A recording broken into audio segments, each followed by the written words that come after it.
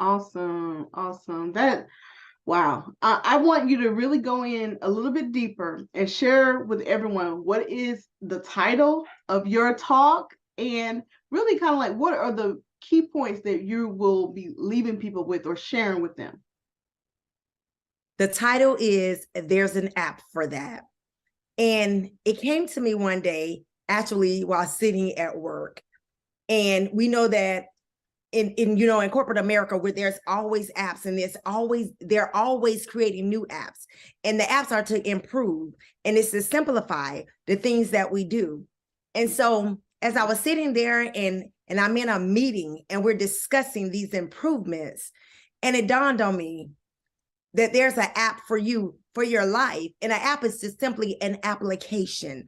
And it's just like, we tend to get stuck in things. And, sometimes we make things much greater than what they are. Yes, and do. So a lot of times we tend to go deeper in a dark place that the light is right there. Only thing we have to do is reach up, turn on the switch, and the light comes on. Yes. So for me, there's an app for that. It's that no matter where I'm at, I'm a survivor. And I share with people that I overcame the things that I was abused as a child, fondled by people that, that I thought loved me, cared for me.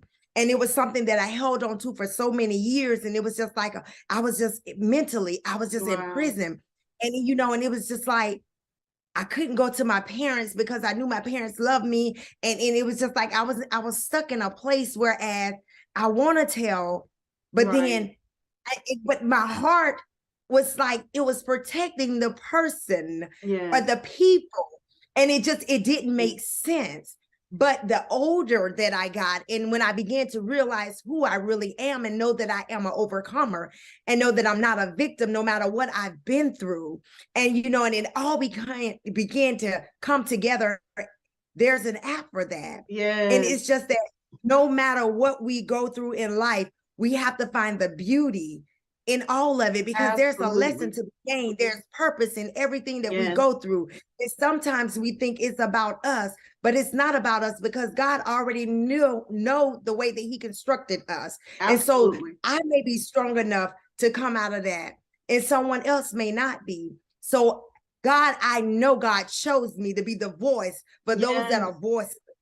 Well, and to be that person, to mend those things. And the one thing, where there's an app for that, one thing comes to mind, and it reminds me that broken crayons still color. What? That no matter how many pieces the crayons are broken into, it doesn't lose the purpose. It's still able to color, no matter how broken it is. So there's an app for that. We don't have to stay in that broken Coach Melody now. You dropping some bombs on here, right? And listen, so if you all want to hear more about broken crayons, right, that all of these pieces, how they come together and how there's an app for this. Think about it. We have these phones that we carry around everywhere. Every time we need something, guess what we do now? We click on an app. She's telling y'all there is an app for everything that's going on. So come back, listen in to this keynote. Y'all saw I was engaged with her story, right? So if you want to hear the end of this story, or even the beginnings of even a new way how to look at life, come back and go check out Coach Melody, right? There's an app for that. There's an app for you out there. So we look forward to seeing you. Thank you so much, Coach Melody, for being here. Thank you. Yes. All right, you all, check her out.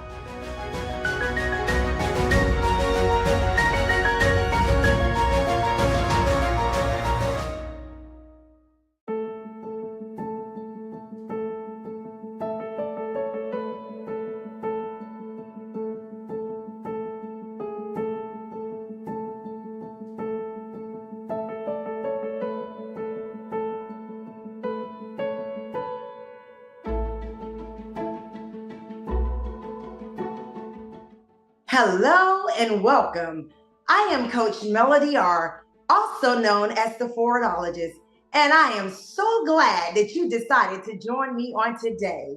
On today, I'm so glad that you decided to fuel up at this gas station The gas station called, there's an app for that. Yes, there's an app for that. On Moving Forward Boulevard. About myself, I am a certified life, business, and Christian coach. I am an ordained minister. I'm a licensed real estate agent in the state of Florida. I'm a mother, a wife, a teacher, whatever you want me to be, that I can also be. And I'm so glad to announce I'm also an author of The Wisdom of Pain, How to Use Your Suffering to Grow and to Heal. And again, thank you for stopping by. There's an app for that on Moving Forward Boulevard. There's an app for that. So you may ask, what do I mean by that? Let me just share with you just a little bit about how that came about. Many years ago, I remember working for a company and I was hired in as just a temporary employee. And only thing that I was hired to do was just to process payments, meaning that the people will call in to make their payments online. And only thing I was to do was just get the information, and that was that. But in the midst of that, people began to ask more questions in reference to other departments, other lines of business within the company. And I want to share where just there's an app for that comes in. So in the midst of all of that, I'm one of those people that are never satisfied just being where I am. So I had to come up with a strategy. How can I be more of a service? Not just what I was hired to do, but what more could I do?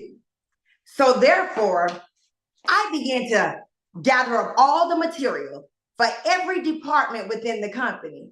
Yes, gather up all the training manuals and everything. And I began to take them home, and I began to study, and I began to research, and I began to equip myself to be able to answer questions if someone called in. No, it wasn't my job. It was far beyond that. I desired to know more. I desired to put myself in a better position. So with all of that information, so when the people began to call in and they wanted to know about this and they wanted to know about that, and so it was in the mortgage industry and they wanted to know about escrow accounts, they wanted to know about hazard insurance, and they wanted to know about all these different things that are covered within a mortgage. And so as I began to study and equip myself, I began to answer the questions. I began to set myself up. There's an app for that. And what there's an app for that, it simply means there's an application for it. There's an application for anything that we want to do in life, for any situation. It does not matter what the situation is. There is an app for that. So as I equip myself with more and more, and the people began to call in, I can answer every question that they had. And this is the mind concept that I began to form. Just like Walmart is a one-stop shop, Melody was going to be a one-stop shop. I had to create what I desired. So with that, you know, one of my favorite, most valuable thing that I practice consistently, what I've learned is if they don't invite you to the table, you create a table. So what I was doing was I was creating Melody to be more marketable. I was creating myself to put me in a position whereas I had choices. And what do you mean by choices? See, when there's an app for that, that means that you're in control. I can take the power that's in me along with my faith, and then I can begin to create. So I'm going to create a greater version of myself by applying the tools that I used and the knowledge that I gained in order to make a better version. And that there's an app to that. So as I began to do that, higher up, the executive team began to take notice. And then I began to dig a little more into it. And I learned some things that nobody in the company even knew about. There were some laws that we had not been practicing as a company. And so as I began to dig into that, I came in as that temporary associate just to process these payments. Then I began to move up the ladder. See, I didn't wait for them to train me or to teach me. I began to dig in for myself to make myself more marketable. See, when you discover the app, of you, you're more marketable. You're in control. You can make the rules for which you are to play by. And that is a practice that I do consistently. No matter where I go, no matter what the terms are, I'm going to always create an app for that. And you say, yeah, but that's not my story. That's not what I need an app for. But then I began to think about it. When they started creating, we have Netflix, we have HBO Max, we have Hulu, we have all of these different apps for anything that you need. Apps are just to simplify a process to get you quicker access to something. So I began to think down the road, if I can take the money to invest in Netflix, HBO Max, and all these other services, would I not take the time to create an app that's just for Melody to make me more marketable, more resourceful, and to make me more attractive to those that may those that may need me? There's an app for that. And so, and I want you to understand, and that's on the business side of things. So let's just channel it just a little bit to there's an app for that over on the life side. So I'm this little girl that grew up. I had many challenges. The woman that you see standing before you today is not always who I've always been.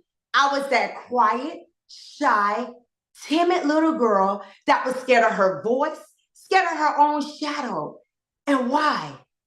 Because of the things that I endured as a child.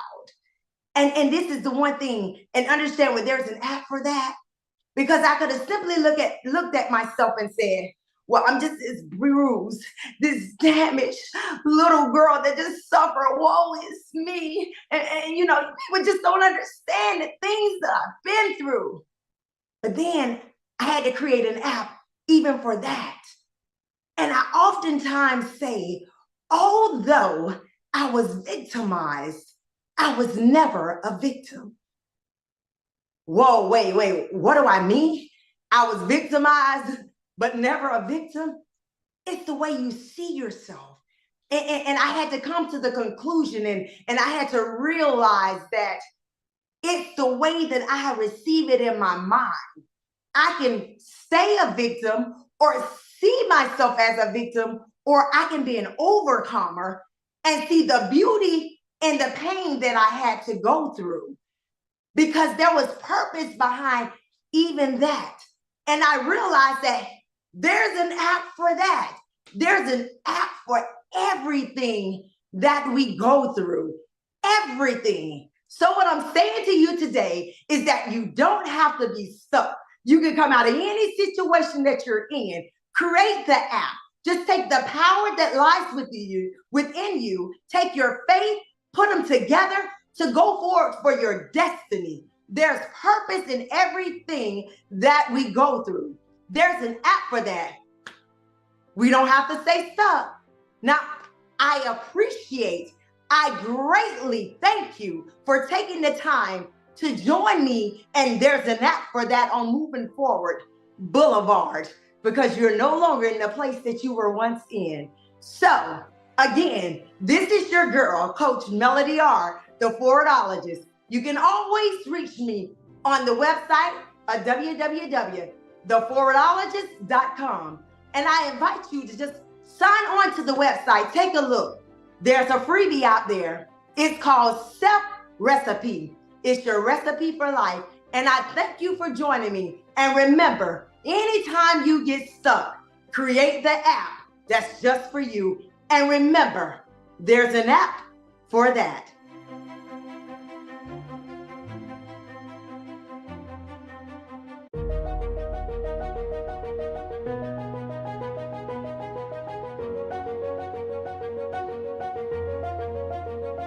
Hello and welcome. Hello. How are you? I am good.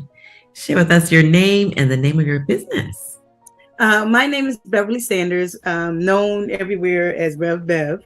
I am the founder and CEO of Thrive Community Service and Breaking the Silence LLC. Great.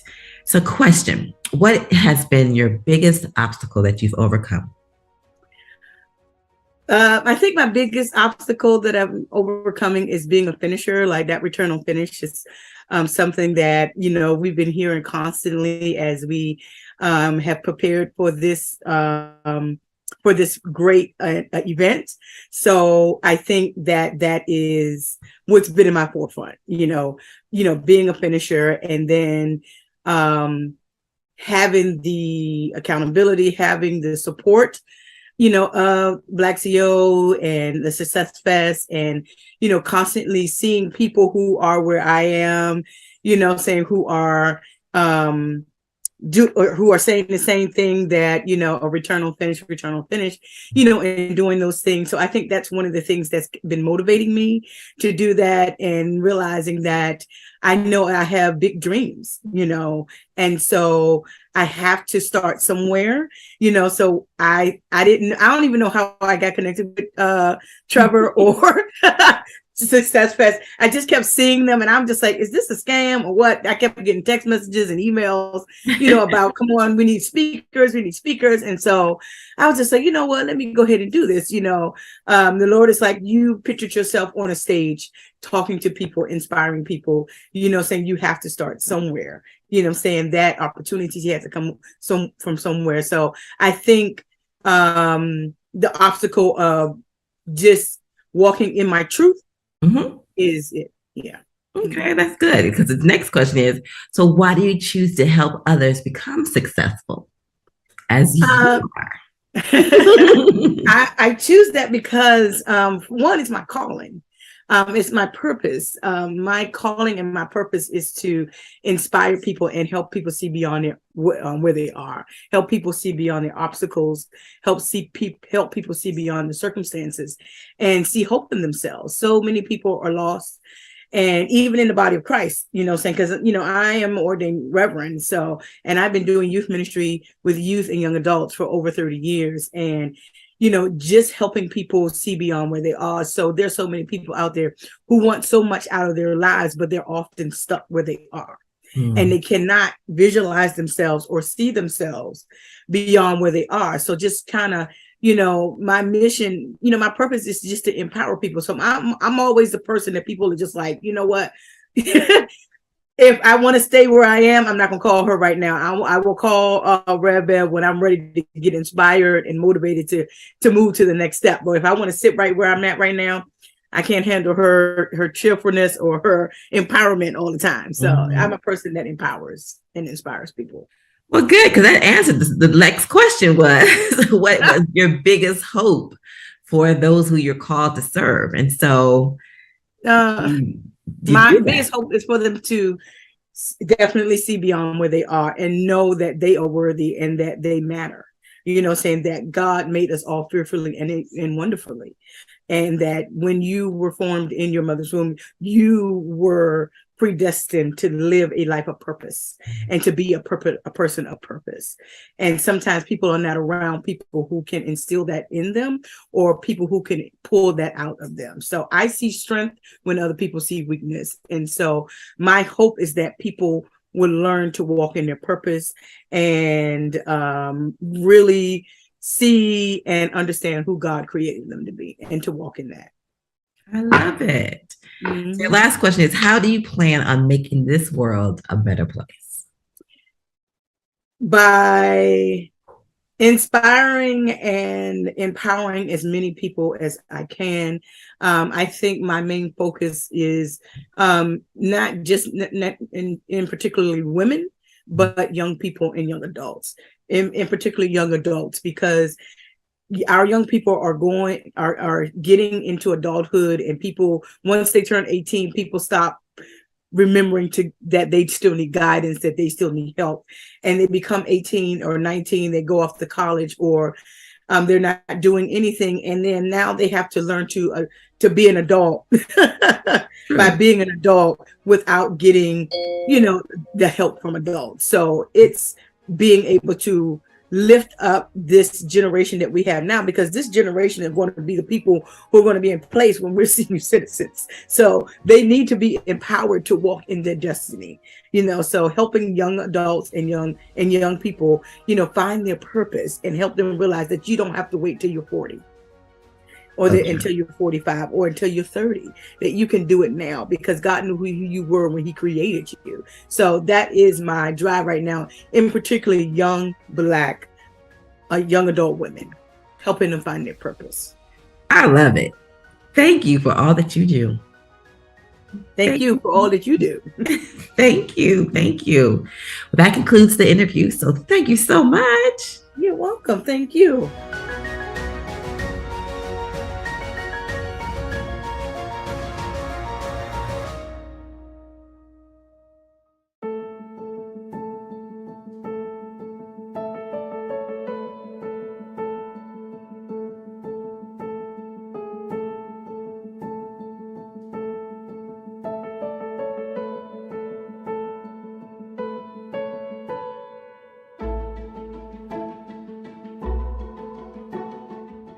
Hello, everyone. I am so glad to be here with you today. My name is Beverly Sanders, and I am the CEO and founder of Thrive Community Service.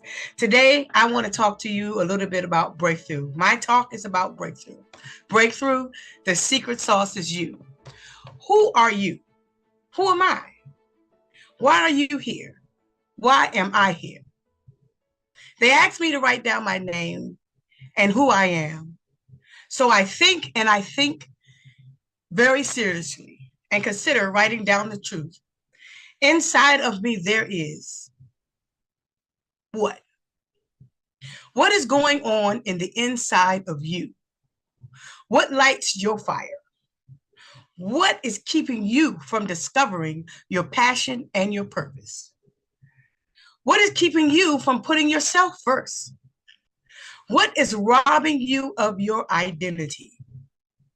Are you tired of living for everyone else except yourself? Are you tired of living up to everyone's expectations of you? Your answer to these questions will determine the direction of your life. If your purpose is wrong, your direction may be wrong. If your purpose is a little fuzzy, then maybe your direction may be a little bit fuzzy. If your purpose is misguided, then maybe your direction is a little bit misguided. If you're like most people, you are busy doing instead of being. You're living for everyone else except yourself. Your worth and your purpose are determined by other people's perception of you instead of what's in your own heart.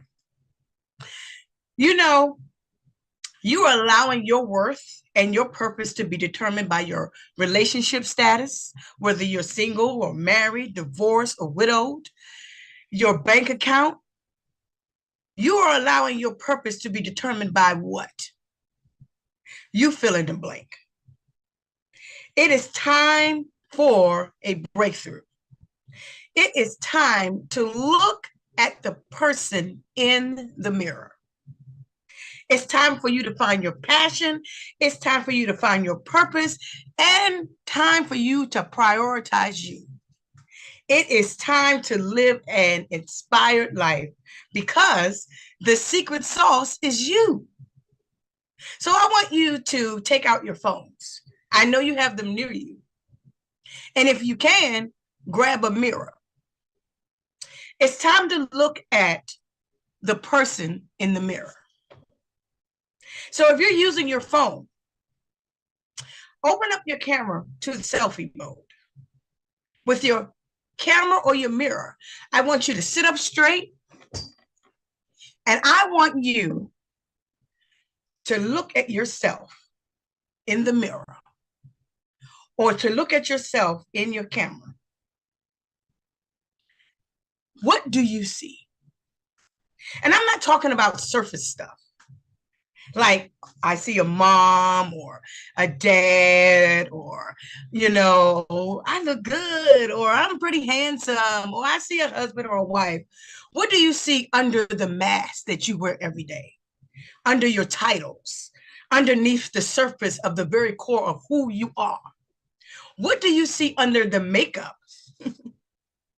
Or that very clean cut, trim beard and mustache? Let's filter through the layers until you see yourself, until you see you. What do you really see? So take a moment and look in the mirror or in your phone and tell yourself what you see. I know this can be hard for some of you to see yourself or to look at yourself, and it's okay. No matter what you saw or what you don't see, know this: you are worthy, you are strong, you are capable, and you are loved. No matter what the world says or thinks about you, your purpose is valuable, and no matter what, you matter, and no one can take that from you. When I first looked at the man in the mirror, or when I first looked at myself in the mirror, it was hard for me too. I honestly did not know what I saw when I looked in the mirror. Sometimes I saw Beverly, but most times I saw the person I was trying to be for everyone else, always comparing myself to other people. So as you take a moment and you look in that mirror, look for the real you. And be as authentic and as transparent as you can be. So when this talk is over, I want you to take some time to reflect on who you are and use it as fuel to help move you forward. Find something to be passionate about. Find the purpose that drives you every day. Don't let anyone else determine your worth or your purpose but yourself. Did you know that your assignment in life is not to impress people? Your assignment is to impact people. There are too many people walking around with talents, gifts, and skills, and they never use it because they're afraid of what other people may think about them. They allow other people's opinions to shape their reality instead of shaping their own. It's time for a breakthrough. It is time for you to find your passion. It is time for you to find your purpose. It is time for you to prioritize your life and yourself. It is time to live an inspired life. Your work is going to fill a large part of your life. The only way to be truly satisfied is to do what you believe is a good work. And the only way to do a great work is to love what you do. If you haven't found it yet, keep looking, but don't settle. 10 years ago, I thought I was walking in my purpose. I was Rev Bev, and ministry was my focus. It was my life. I was operating out of my God-given gifts and talents. I was on fire for him. But something happened. I lost my job. I hit a wall, and it stopped me dead in my tracks and left me wondering what was next. I knew that I needed a breakthrough. Truth be told, my life needed a breakthrough. I had lost my job that I had worked at for 10 years. I was taking care of my mom and living on unemployment and food stamps, and I could barely pay my bills. But I was the busiest unemployed person you had ever seen. I was busy being a Martha instead of being a Mary. And I was not doing my part of taking care of myself. I was Rev Bev. I was the caregiver. I was the preacher. I was the mentor. I was the counselor to all of the children and the teens and young adults. I was a yes woman because my life was literally ministry 24/7 all over DC. If people said Mount Lebanon, they would say, wow, you must know Rev Bev. Everyone was talking about the work I was doing. And I was doing a great work, but at what cost? I was always tired. I was overwhelmed. And sometimes I literally felt like I could not breathe. And the tension of walking in my purpose had truly come to a head 10 years ago. I rarely said no, and I was doing very little at that point to take care of myself. I was almost at burnout because I was trying to live a life for everyone else. And I was sacrificing my mind, my body, and my spirit, rarely having opportunities to replenish. And I was running on empty. For years, I had struggled with several things, allowing everything and everyone else to be more important than me, never putting myself first and always comparing myself to other people. I was living through a cloud of brokenness and not knowing what breakthrough was. I learned that the only way to true breakthrough, the only tool I needed is purpose. Purpose gives you a reason to live and an anchor for your life. Purpose allows you to create meaning and discover direction when faced with difficult situations. Purpose fills us with inspiration and it fills us with hope. Purpose is powerful thing. It will set you free. Purpose it liberates us, and it allows us to break through the barriers with confidence. Purpose gives us clarity. It helps you make every decision better. It helps you to design and align your vision for your future. Purpose is your passion. It's your story and how God uses your unique gifts and talents to bring him glory. Purpose is your why, and it will help you define your how and your where. Purpose is the discovery that makes life worth living, and it is what lights your fire. It's time to live a purposeful life. Don't settle for anything less than what you deserve out of this life. An inspired life is a life of purpose and passion. It is a life where you are the priority.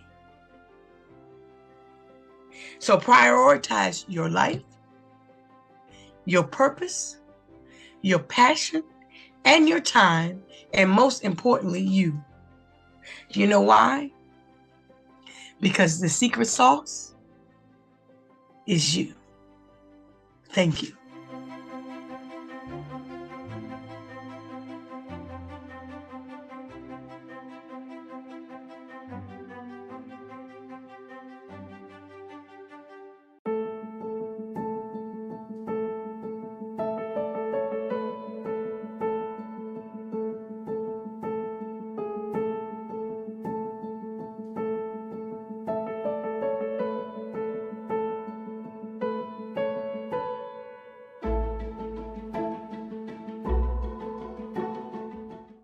Hello, everyone.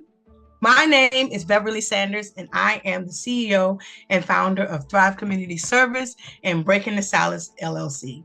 And I am so glad to be with you today to talk a little bit about breakthrough. The secret sauce is you. 3 steps to living an inspired life. We're going to talk a little bit today about finding your passion and your purpose, and learn how to prioritize you so that you can live an inspired life. I've always known what I wanted to do. I always knew that I wanted to help people. even when I thought I wanted to be a nurse and didn't like going to the doctor. But I've always known my purpose.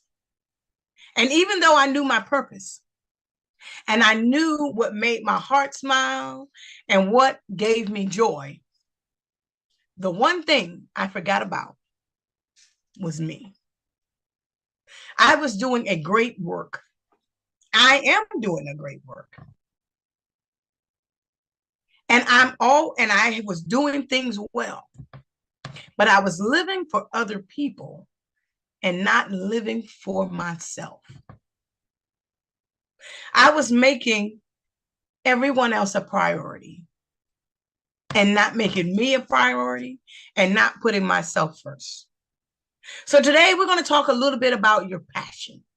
We're going to talk a little bit about purpose, and we're going to talk about helping you find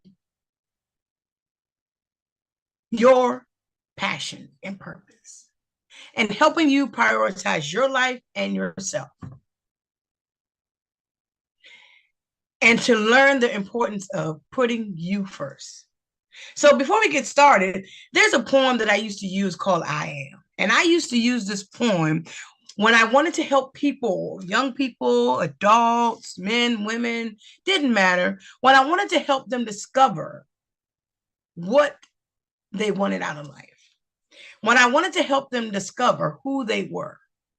And it's called I Am. And as I recite some general pieces from many different I Ams that I've heard through the years, including my own, I want you to think about and see if any of the things that I may say relate to you. They asked me to write down my name. And I think and very seriously consider writing down the truth and have my answer read. Inside of me, there is fear, trauma, anger, worry, rage, doubt, uncertainty, a lack of faith, distrust, love, God. Can you relate to any of the things that I just said? What is right now where you are on the inside of you? And so let's go a little further. The next part of the poem reads, I am so much more than what? What are you much more than? I know that I am so much more than Rev Bev. I am so much more than a Black full-figured woman. I am so much more than a preacher, a life coach, a CEO, a case manager, or sister, or cousin, or godmother. I am so much more than all of those things. What about you? What are you so much more than? What do people see when they look at you? What do you allow people to label you as? I know that I am Beverly Renee Sanders. I know that I am worthy, capable, strong, fearless. I know that I am fearfully and I am wonderfully made. I know that I am confident. I know that I am loved. I know that I am unique, strong, and bold. So today we're going to just talk a little bit about purpose, a little bit about passion, and a little bit about priorities, and how those three things can help you live an inspired life. So I have a few slides that I want to share with you guys today. I'm going to bring my slides up so that we can talk a little bit about purpose. And talk a little bit about what it is and what it means to have that breakthrough. So let me just go back a little bit. It's okay. Breakthrough. The secret sauce is you. 3 steps to an inspired life. Do you know what lights your fire? Do you ever feel like life is passing you by without getting to do the things that really matter? Are you ready for a breakthrough and an inspired life? We all want to live lives with passion and purpose and priority. To be able to align our purpose with our passion and to make ourselves a priority so that we can live a life of purpose and meaning. It is often easier said than done, but having the right mindset and understanding your purpose can be the key to unlocking breakthroughs in your life. Do you ever wonder what makes you amazing? And what makes life amazing? Maybe we're not looking for magic, but for the power to break through and to find our purpose. You are an amazing person with a lot of potential. It is time to take charge and to figure out your passion, your purpose, and your priorities. This will help you live an inspired life. You are the key to living an extraordinary life.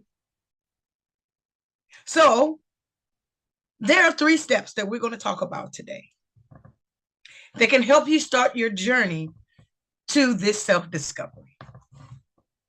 First, we're going to talk about purpose. Find your purpose. Purpose is like an explorer, always searching for ways to align your passion and your purpose in order to make positive impacts on the world. Purpose is to be brave and willing to take risk and be adventurous. Purpose doesn't give up until it finds its true calling. Do you know how special you are? Your purpose is unique and special to you. Take the time to really understand your purpose in life. Ask yourself questions like, what makes you come alive? What do you value most in life? What kind of legacy do you want to leave behind? Knowing your purpose will help you prioritize what really matters and give you the courage to go after your dreams. Some people are born knowing what they want out of life. They find their passion or their talents early, and they just do it. They go for it. If you're struggling to work out what really is important to you, if you're struggling to really understand and really want to know what you want to do with your life, don't give up and don't ever quit. So, we got some simple questions. I got some simple questions that I'm going to ask you in a few minutes. You can work through them and they will help you discover your life purpose. While it's important to give each question proper consideration, try not to over-agonize your responses. Allow your inner child and your intuition to guide your answers. And don't forget, think big. Make this your starting point. Use these questions to take a deep dive to help you find out more about yourself so that you can set yourself on that true path. All right? Question number 1. If money was no object, what would you do with it? I know I would buy me another car. I actually would buy me a truck. Okay. I would build a community center in my community for families to come and be families again. Well, we will have family nights, game nights, all sorts of activities for families to do. A place in the community that will serve the community. I would go to the Caribbean, so a couple of places, for at least a week, probably each one of them, because I need a vacation. I would do some of those things. But if you had a never-ending magic source of money, how would you choose to spend it? And be honest. The answers will help you. And they're not meant to impress anyone. Like I said, I would go on a vacation. I would build a community center. I would buy me a truck. I would probably buy a van too, so I could have room to like transport all kinds of things and items to people who are in need and help them. I will make a reboot room. Yep. Where people can come and just be still for a moment and just breathe. What would you do? Question number 2. If you could do anything for the whole day, how would you spend it? I know last Saturday, I spent my entire day distributing toys for Tots. And I loved every minute of it. Even though I said I was only going to do it for an hour or 2, but I ended up doing it for 6. And I wasn't even tired after I finished it. I ended up writing a sermon after that and preached the next day. And I still wasn't tired. That's because I loved doing what I did. I loved distributing the toys. I loved when I came home and was inspired and wrote that sermon and then delivering it. I loved doing those things. So think about your perfect day.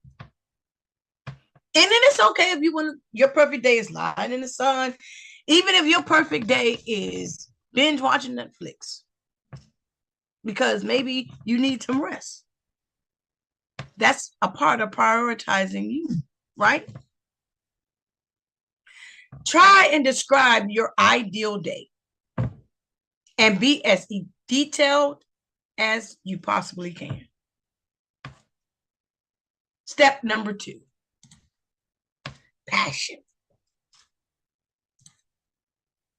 What lights your fire and what makes your heart smile? Passion is like a fire, burning brightly and lighting your way to discovering what truly makes you come alive. Passion fuels your dreams and it leads you on a journey of exploration. Passion always pushes you one step further than what you're comfortable. Do you know what truly excites you? Are there activities that make you feel alive? Are there activities that you do that time just flies by and you don't even recognize it? You don't even realize it. What are some of your favorite things to do in life? Your passion is what makes you feel alive. It makes you feel good on the inside.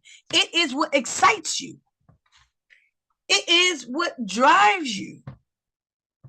What is that one thing that interests you? And when you do it, you lose track of time. And I'm not talking about strolling through social media. Do you know when you are doing what you are passionate about, you will lose track of time? It's because you're in the flow. And it seems like time just stands still. You're in the zone. I'm in the zone. You're in your element. And everything flows naturally. Try spending some time discovering and exploring what brings you joy. When you do this, this will help you recognize the things that light your fire and make you feel alive. So quickly, I have 5 little steps of passion that help you find your passion. If you want to live a life of passion, if you want to live your best life, then you need to find your passion and you need to follow it. Sound easy, doesn't it? It isn't that hard. And it's surprising that many people don't do it. They seem happy just existing rather than living a life of happiness and success. To change your life for the better and to create a future, let's look at these little quick 5 steps to finding your passion. First, always dream big. Dream big. Everyone has big dreams. I know you do. What have you done with yours? Do you think about them? Have you acted on them? Or are you just hiding them away? If you want your passion and your purpose, then it's time to dream big. So think about, make a list of the things that you've always wanted to do. Those big dreams that you've had since you were a child to today. Those dreams that you had when you were in your 30s or in your 40s or your 50s, even your 60s, or even your 70s. What are those dreams that you've had since childhood? Write them down. And no matter how wild they are or how funny they are, write every last one of them down. Which of those dreams resonate most with you? Which of those dreams makes your heart sing? What one of them, or how many of them inspires you the most? Make sure that they are realistic and make sure they are achievable. Your big dream does not have to be huge and outrageous. It just needs to be big enough to push you out of your comfort zone. Needs to be big enough so that you will be willing to commit to making changes in your life so that you can achieve it. It needs to spark a desire in you and your passion. Step 2, set goals. Once you've decided what your idea or your big dream is, then you need to set some goals. Setting goals are essential and they are important. Your end goal is what you want to achieve. It is your dream. There will be other smaller goals, of course, that you will set along the way, and you will achieve them. Make sure you keep note of that. Make sure you write down your big and your little dreams, your big goals and your little goals. Step 3, plan your way. Now that you know what you need to achieve, it's time to plan what you need to do to get there. Think about that, what action you need to take, what resources you will need, and anything or anyone that will help you provide the help and support. Sometimes we forget about the resources that we already have around us, And sometimes we forget about the people that can help us, give us the support we need. It is okay to ask for help. Make a plan. Write it down. Number 4, take action. You know what you want, how you can achieve it, and the steps to take. But remember, it's time to take action. Remember, you are looking for a passionate life, one that fills you with excitement, with joy, and success. So don't rush. Discover it. 5, live your best life. Once you've started taking action on your goals and plans, you will find that your life starts to improve. It will start to really improve. And instead of dreading each day like some of us do, like some of you do, I don't. You'll look forward to it with excitement and anticipation. Your best life is the one that gives you happiness, success, and achievement through living your passion and your purpose. If you want to find and live your passion, then you can follow those 5 steps that we just talked about. You can do it on your own, or you can give yourself a helpful boost by using a coach, maybe a mentor, someone that will help you get there. Our 3rd step, prioritize your life and put yourself first.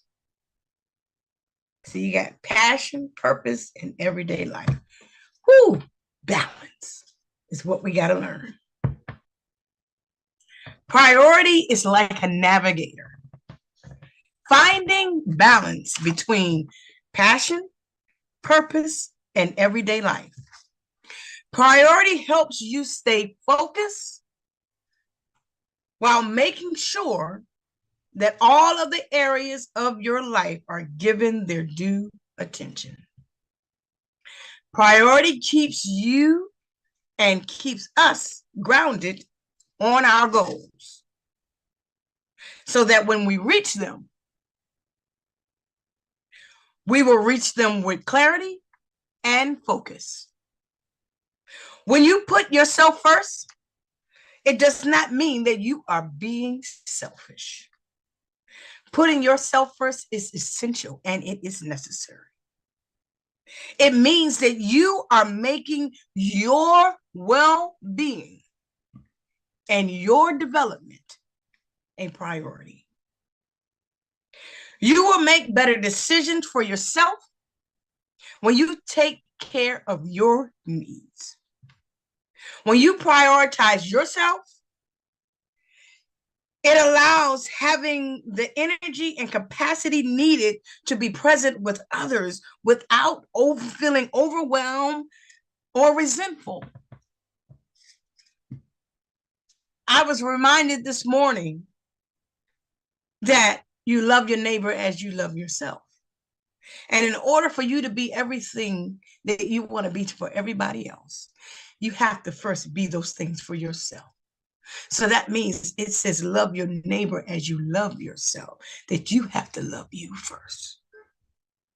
You have to put you first.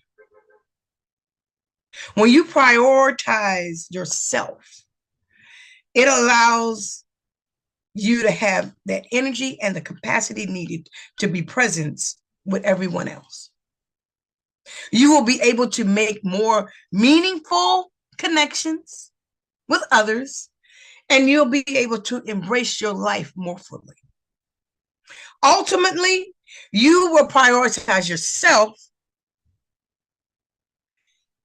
It will help you become more aware of what matters more to your life, and it will help you create a life that is purposeful, passionate, and abundant. You matter, and so does your life. Take the time to make it a priority, and you will find that the secret sauce is you. Once you have made yourself a priority and have identified what matters to you, it is time to live life accordingly. You have to put yourself first. Why is it so hard for us to do that? It is hard for us to do that because we were taught that everyone needs is more important than us. We were taught that it's selfish to think about yourself, but we can't do those things. The secret sauce is you. You are an extraordinary person. So schedule some time for yourself. Create a plan each day or week that helps put your passion and your purpose at the forefront. Take some time to make sure that you're healthy. Spend time with your loved ones. Focus on meaningful activities that will help you reach your goals and your dreams. Putting your passions first is the key to living a fulfilling life. The secret sauce is you. You are an extraordinary, amazing, and wonderful person. And you deserve the best. 3 ways of living an inspired life.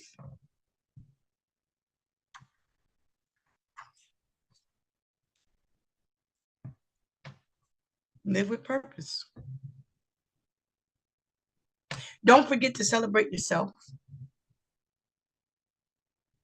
Take time to acknowledge your success and relish in them. You're worth it. Your journey to self-discovery awaits you. Go for it. One of the most effective ways to discover your purpose and your passion is to give yourself time and space and permission to explore and discover all of the things that we talked about today. Change is hard and it is difficult, but it's worth it. Give yourself the time and the space and the permission to discover your passion, your purpose, and prioritize by making you a priority first. Listen to your inner voice. Trust your instincts and be brave enough to take the actions that you need to take. Take time away from your everyday life and take time to reflect and to think about the type of life that you want to live. Those 3 steps that you just saw to living an inspired life, living with purpose, take time to discover your purpose and make it a priority in your life. I live with purpose. Make yourself a priority. I make myself a priority, and so can you. Taking care of yourself mentally and physically and spiritually is essential to living an inspired life. Believe in yourself. I believe in myself, Do you believe in you? Have faith in yourself and in your capabilities.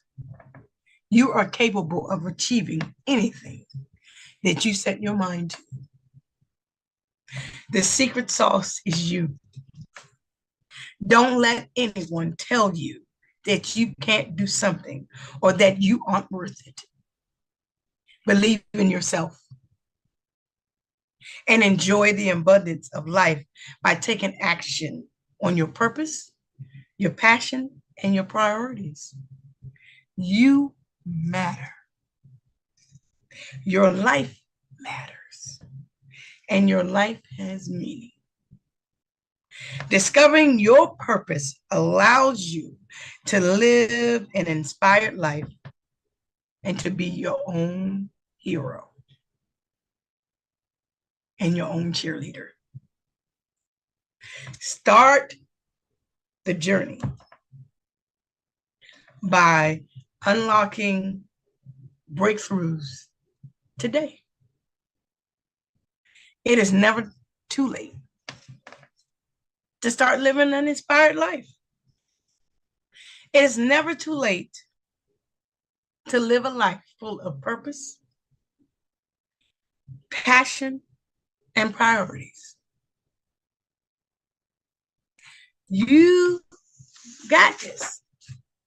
Because at the end of the day, it is important that you remember that you are the secret to living an inspired life. Life is too short not to live your life with purpose and not to do what brings you joy. Make yourself a priority. Discover your passions and find out how you can use it to bring about meaningful change in this world. You have something special on the inside of you. Use it. Be your own hero. Remember? Be your own cheerleader and navigator.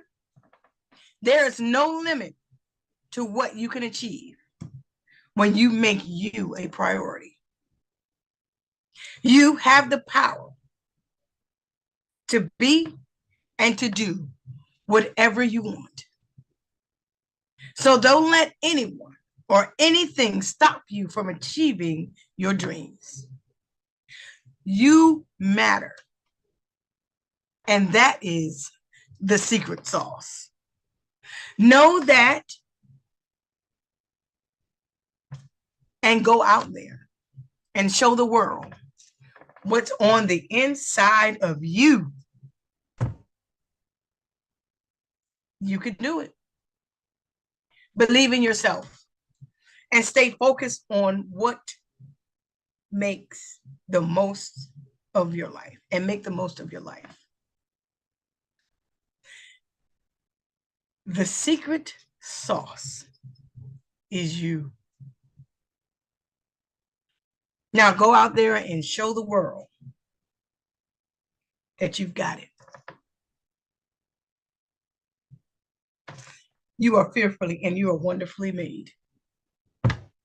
And you have something great and wonderful on the inside of you. Find it, use it, and live an inspired life. I hope you enjoyed talking about breakthrough today. I hope you got one. And I hope you realize that the secret sauce is you. I hope that you will take the time to discover your passion, your purpose, and your priorities. Be on the lookout for some great things coming your way by me, Rev Bev, by Beverly. Finding and living life with purpose, self-worth challenge, life coaching. If you need someone to talk to, if you need some help, I'm here. The secret sauce is you. Do you need help finding your secret sauce? Do you need help finding who you are and what your passion is and what your purpose is? If you do, you can find me at revbevsanders.com. You can find me on Facebook at Thrive Community Service and at Beverly Sanders. It has been a delight and amazing time talking with you all today. I hope today you got your breakthrough. I hope today that you found out that the secret sauce is you.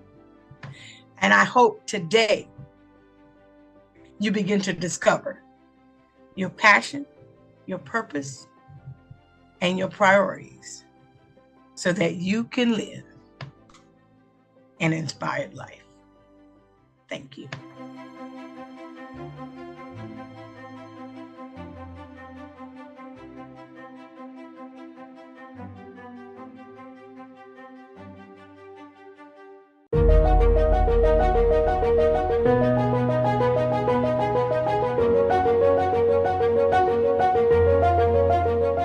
Greetings and welcome to SuccessFest. I am Dr. Evelyn, and today I have with me Harriet Harris, who's going to introduce herself, and she's going to tell us about her business, the name of the business, and what it is that you do. Okay. Hello, everyone. My name is Harriet M. Harris, and I am the Limitless Business Coach. I help ambitious women to overcome their limiting beliefs and really to remove the internal roadblocks that they have that's keeping them from living the lives that they want. So I help them to overcome those limiting beliefs, overcome those internal roadblocks so that they can create the life and business that they love and enjoy. I'm also an author. I recently released, I guess, my new book, Stop Stopping Your Success, which is all about helping you to understand what limiting beliefs are and really how our thoughts and beliefs affect our success, how they hold us back and keep us from living the lives and the lives and the dreams that we have. Mm-hmm. I am also the host of a new podcast that was recently released entitled You Are Not Your Trauma. Okay. And that has been really a blessing to me because as a person who really felt defined by my childhood trauma, it's something that I have started in hopes to help people who have experienced trauma to know that despite what they went through, they're not defined from those experiences and that they can still have a magnificent life despite the bad thing or things that may have happened to them. Sure. I think that what you're doing is quite timely because many times, as entrepreneurs, we, as I say, shoot ourselves in the foot because we don't know what our limiting beliefs are until all of a sudden we're trying to figure it out. So that's a wonderful company to have. And so what made you decide to be an entrepreneur?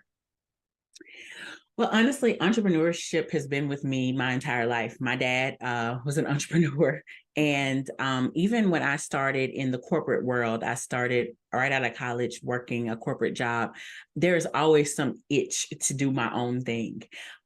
So I tried many things that were kind of here and there, but it was really after many years of just really feeling like I didn't fit into corporate, that I was like, okay, God, I need you to just tell me what to do. Tell me what to do. Tell me what my purpose is. Because I know, but I need to figure it out. And so after a days, weeks, years, I guess we say, of just talking to God and trying to figure it all out, there was this day that I can remember. It was full of tears and me just saying, okay, God, I need you to tell me, just tell me and I'll do it. And he reminded me of this great idea that I had when I was fresh out of college, I think maybe a year out of college. Mm-hmm. And he reminded me how I wanted to pursue this great thing and I didn't know how. And the reminder was there, like, you aren't the only one Like, you are not the only person who wants to do these great things, who has these great ideas. Because let me just say, my idea has been implemented and somebody made a lot of money behind it. Wow. Because my idea was to create a website where people could schedule their doctor's appointments. And this was in 2003. Okay. Nobody was thinking that, at least nobody that I knew, you know, and so now, you know, here we are nearly 2 decades later, and, you know, that is well implemented within websites and apps. So, you know, so that reminder that, you know, I wasn't the only person that didn't know that. I had this desire to help people because I felt like, you know, if I could help someone do something that I couldn't figure out at one point, but that I've learned through my own experiences how to do, then, you know, it could be beneficial to someone else. Absolutely. Because many times we fail simply because we don't know where to find the information. Exactly. And then so we stop trying. Yes, exactly. Yes. So, you know, you can't look for that you don't even know exists. Exactly. And so the connection is important, to be able to connect to people and help them guide their process. Right. So how do you see SuccessFest helping you to move that word forward? Wow. I mean, honestly, I could say one word, and that is community. I feel like I was missing community in my business and in my life, especially being in a world where we are now, where so much is virtual. Yes. When I relocated where I currently live, I started working from home because just the way my job was set up. So I've been working remotely since 2016, where a lot of people just kind of jumped into this, you know, real heavy in COVID. 2020. Yes. Mm-hmm. And so I've been working from home since 2016, and it really felt a little lonely. You know, it felt like even though it's a good situation for my family life, you know, it can get a little lonely. So I feel like with SuccessFest, I have been able to really create a community of people, of like-minded people, that has not only been able to help my podcast, but be able to support them. And so it's just a really nice opportunity to meet new people, learn new things. I've learned about things that I didn't even know were things. Yes. I mean, I've met different types of coaches and different types of consultants. So, I mean, it's just a great opportunity for me, like I said, to create a community of people outside of, you know, my work people, my friend people, my church people, but just like-minded entrepreneurs like me. Well, we are glad to have you. We are very happy that you are participating in SuccessFest, and we look forward to your presentation, to hear what you have to say, and making sure that other people know about you and know that if they don't know the answer, you can help them figure it out. Absolutely. That's what I'm saying. That's what SuccessFest is all about, making sure that there is ujima, a sharing of resources. Yes. So we thank you for your participation, and we look forward to seeing what you have to say. So have a great day, and thank you again. Thank you. You're welcome.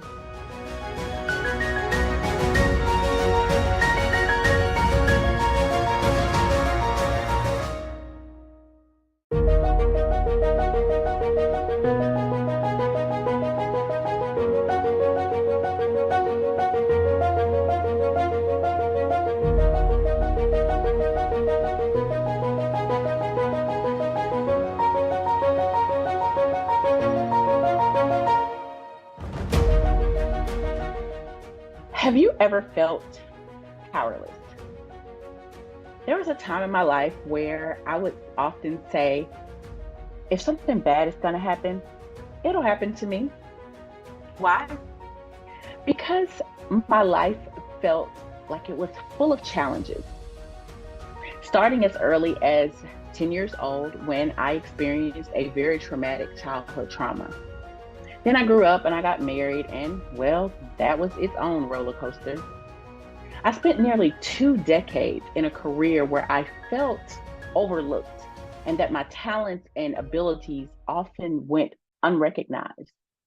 I felt powerless, as if things just kept happening in my life that were outside of my control. These challenges often made me feel unseen and unheard and undervalued, unappreciated, and really just not enough.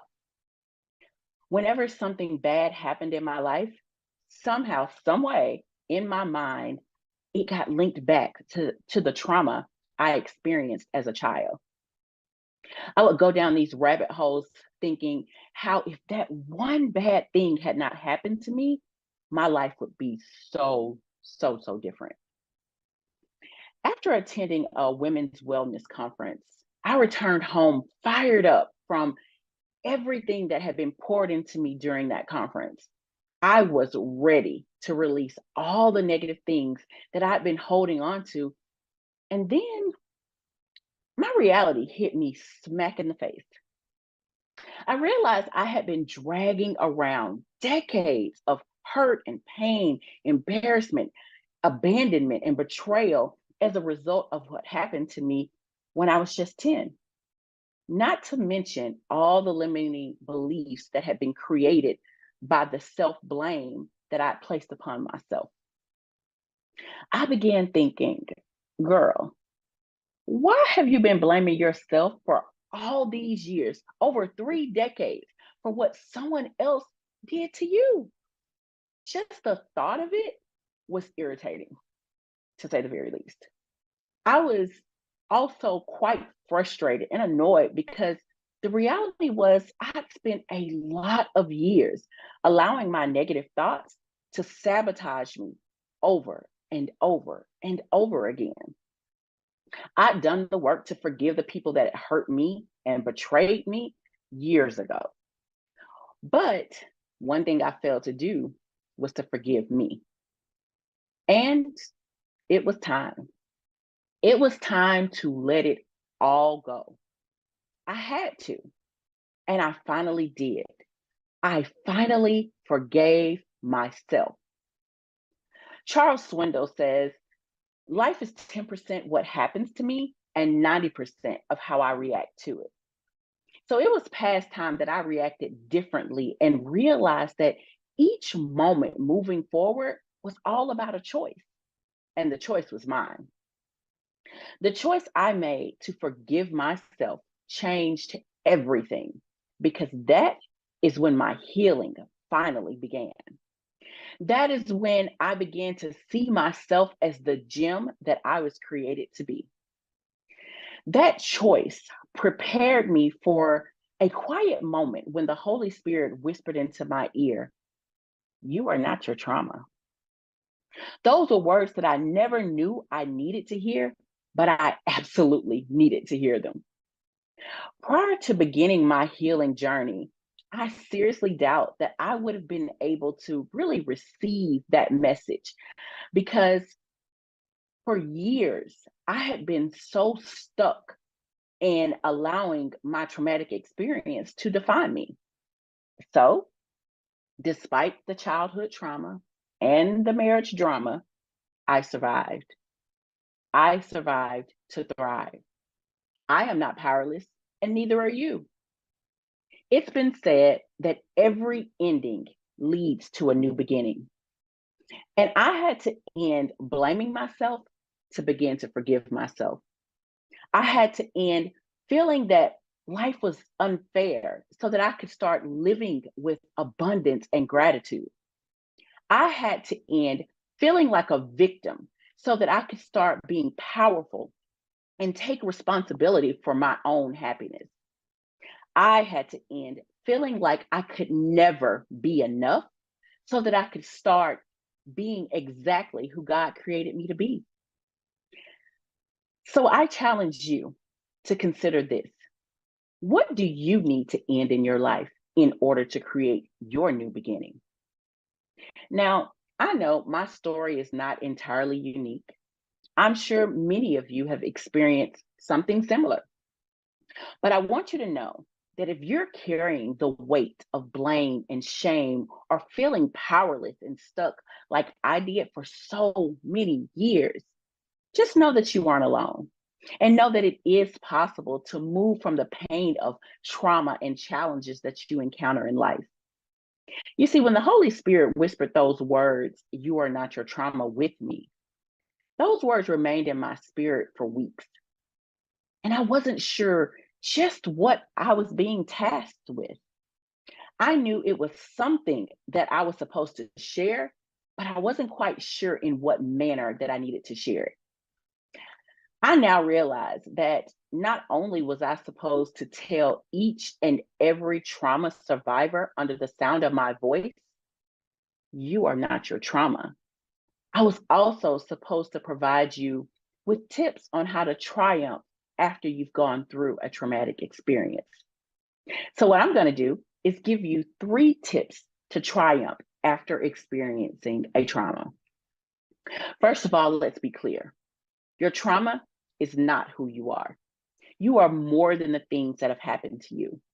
You are the person who has decided to fight back against whatever pain life has thrown at you. You are the person who is standing up and saying, "I am enough." You made it through your difficult time because of your perseverance and resilience. Now it's time to take those skills and use them to grow into the best version of yourself possible. Even if someone in your life ignored or invalidated what you went through, it's not too late. You can still heal. So, my first tip for triumphing after trauma is to heal. Trauma is a wound that needs to be treated. And the first step to healing is acknowledging that it happened. You can't heal if you don't know how bad the damage is. Healing may be one word, but it's a very complex process. Healing is a multidimensional journey that involves many different parts of you. It may look different for everyone, but the basic principles are the same. You have to acknowledge what happened and honor your experience. If your trauma is compounded with self-blame, you have to forgive yourself, because holding on to the blame can keep you ruminating in an endless cycle of negativity and pain. Then you need to give yourself permission to feel your feelings and experience them fully, without judgment or without fear. You will also need to find support from friends, family, or professionals. It's important to have people in your life who can help you through this experience. And finally, in your journey of healing, acknowledge that you are indeed a survivor. Now, my next tip for triumphing after trauma is to grow, because trauma can impact our lives in ways that are so unexpected, sometimes in very surprising ways. It's really important to acknowledge these things and let them guide your growth as an individual, so that you don't get stuck trying to live the same way forever. So, as hard as it may be to believe, there is purpose behind pain. And if you're like me, I felt the pain was punishment for mistakes that I'd made in life. But I now know that my pain guided me to my purpose. And it's the same for you. You have a purpose in this life, and your pain is guiding you there. I realized that my purpose was to help others who were struggling with the same issues I had been through. So here I am, helping people heal from trauma and pain in a way that's life-changing for us all. And my final tip for triumphing after trauma is to flourish. Flourishing is not just surviving, it's thriving. It's having a rich, full life that has meaning and purpose. When you are flourishing, your life feels more like the thing you dreamed of when you were little, the idealized version of yourself that includes all of your hopes and dreams.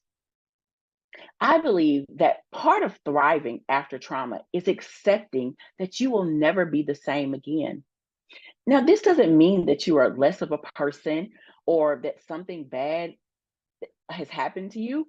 It just means that life will never be the same as it was before. And this is a very important part of the process.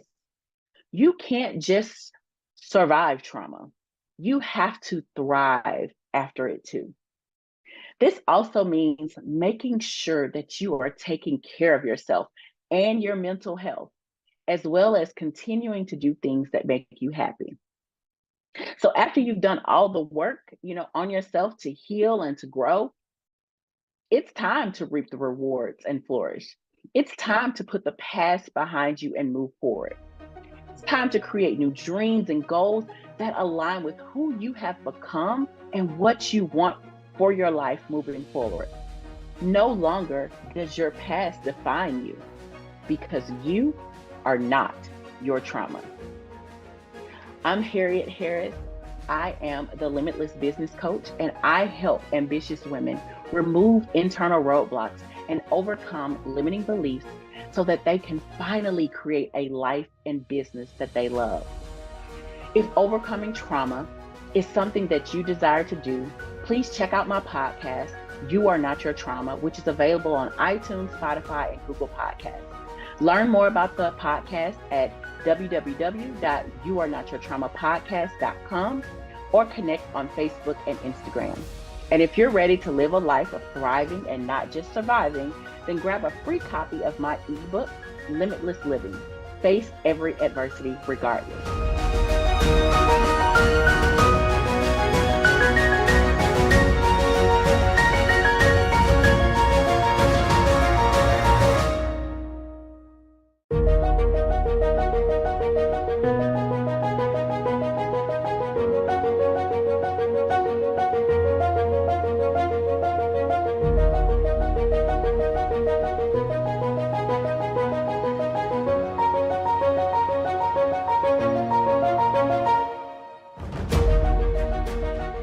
Hello, and welcome to Stop Stopping Your Success, the 6 R's to Ridding Limiting Beliefs.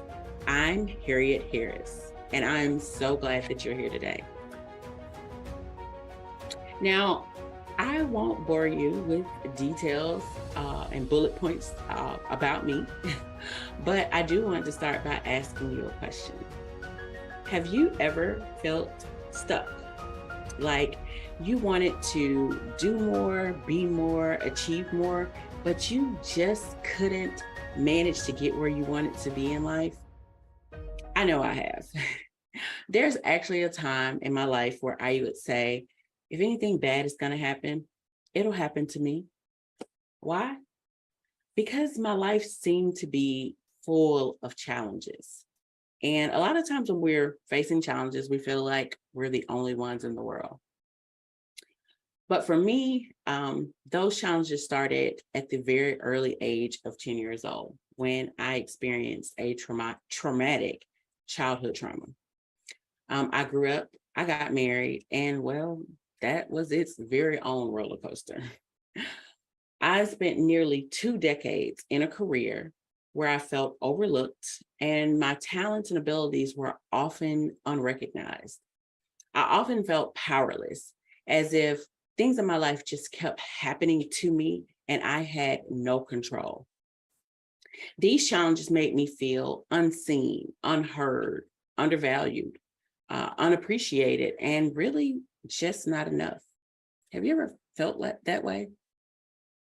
I personally often felt powerless, as if things just kept happening and I couldn't do anything about it. So whenever something bad happened to me, somehow, some way, I could always find a way in my mind to relate it back to what happened when I was a child. I would go down these rabbit holes thinking how if that one bad thing hadn't happened to me, then my life would just be different. I would have made different decisions. I would have been stronger. I would have been bolder. For me, everything went back to that one thing. So after attending a women's wellness conference, I returned home and I was fired up from everything that had been poured into me during that conference. I was ready to release all the negative things that I had been holding on to, because I realized that I've been holding on to them for way too long. It was like some sort of reality just smacked me in the face. And it made it clear to me that I had been dragging around decades of hurt and pain and embarrassment and abandonment and betrayal as a result of what happened to me when I was 10. Not to mention the self-blame that I placed upon myself that eventually manifested into limiting beliefs.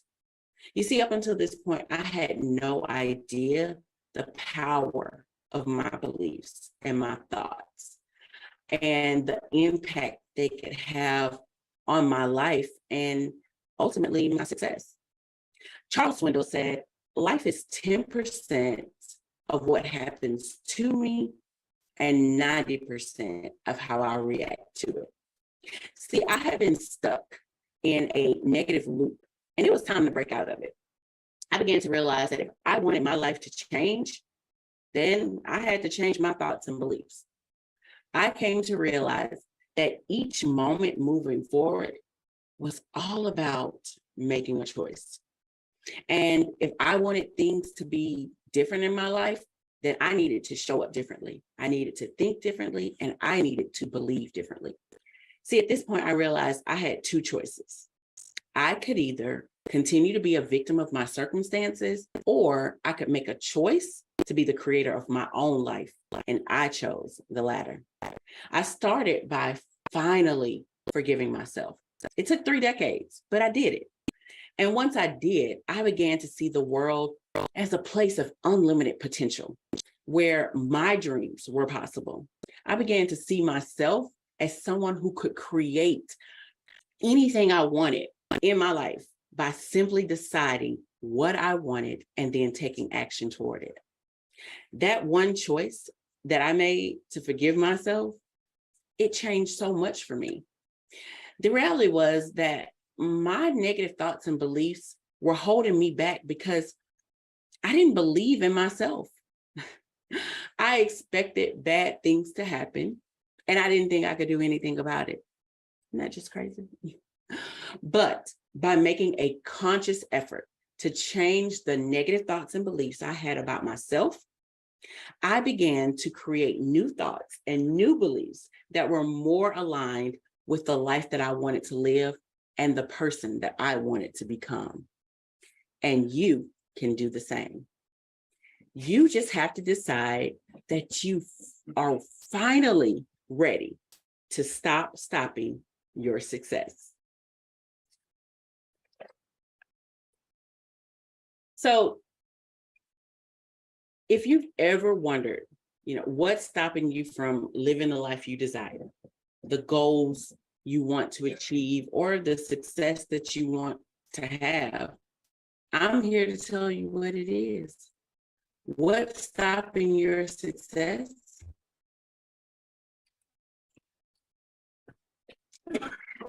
Is limiting beliefs. That's what.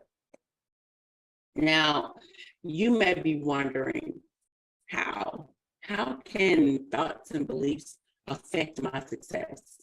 And I get it because, I had very similar thoughts when I first realized what was happening. And here's the thing, it all starts with your mind. See, our minds are way more powerful than we give them credit for. Our minds have two main components, the conscious and the subconscious. The subconscious is the source of our thoughts, our ability to use logic, our problem-solving abilities, pretty much everything that involves rational thinking. But then there's our subconscious mind. And that handles pretty much everything else, like our emotions, our imaginations, and our deepest fears. This part of the mind doesn't think features and simple rules. Its ultimate goal is to keep you safe. And this is the part of the mind that holds your limiting beliefs. So in this training, you'll learn how to identify the toxic thoughts and limiting beliefs that are holding you back and how to replace them with more positive, supportive thoughts. And by the end of the training, you'll have a greater sense of self-confidence and belief in your ability to achieve your goals.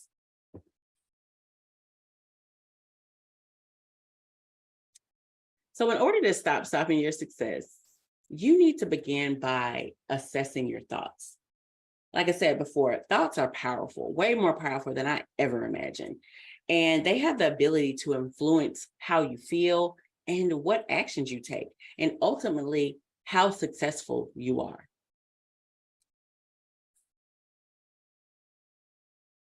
So in order to understand how limiting beliefs work and how they affect your success, let's begin by understanding what a limiting belief is. So to answer the question, what is a limiting belief anyway?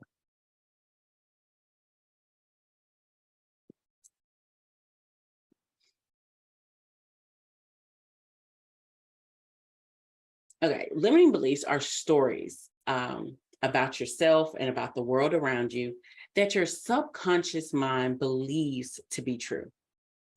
Negative things that you tell yourself about yourself that can be incredibly harmful to your confidence and your self-esteem.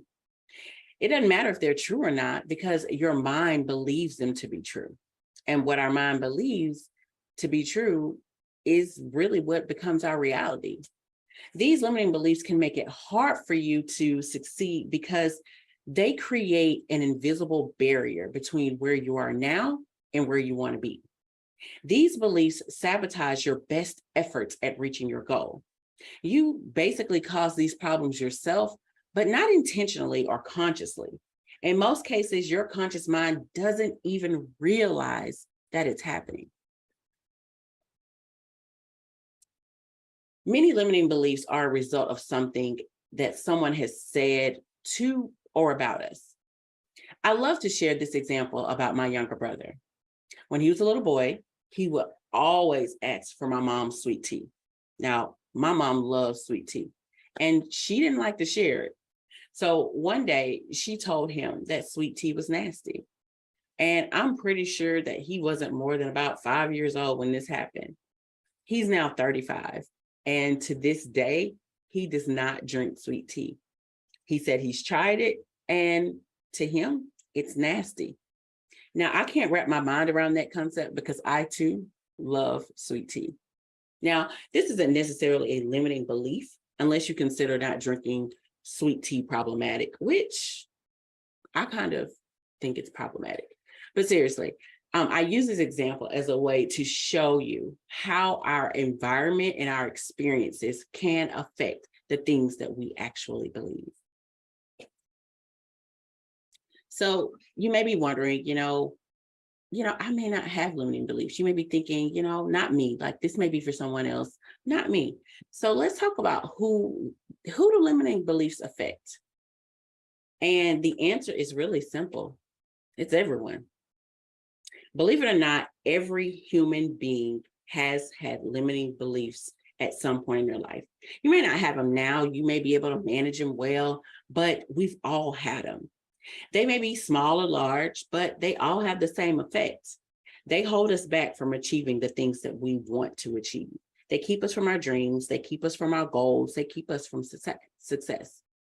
They can be incredibly powerful because they don't just affect us, they affect every aspect of our lives and the people around us. Limiting beliefs are ingrained in our minds, and it usually starts from childhood. For example, the sweet tea incident with my little brother.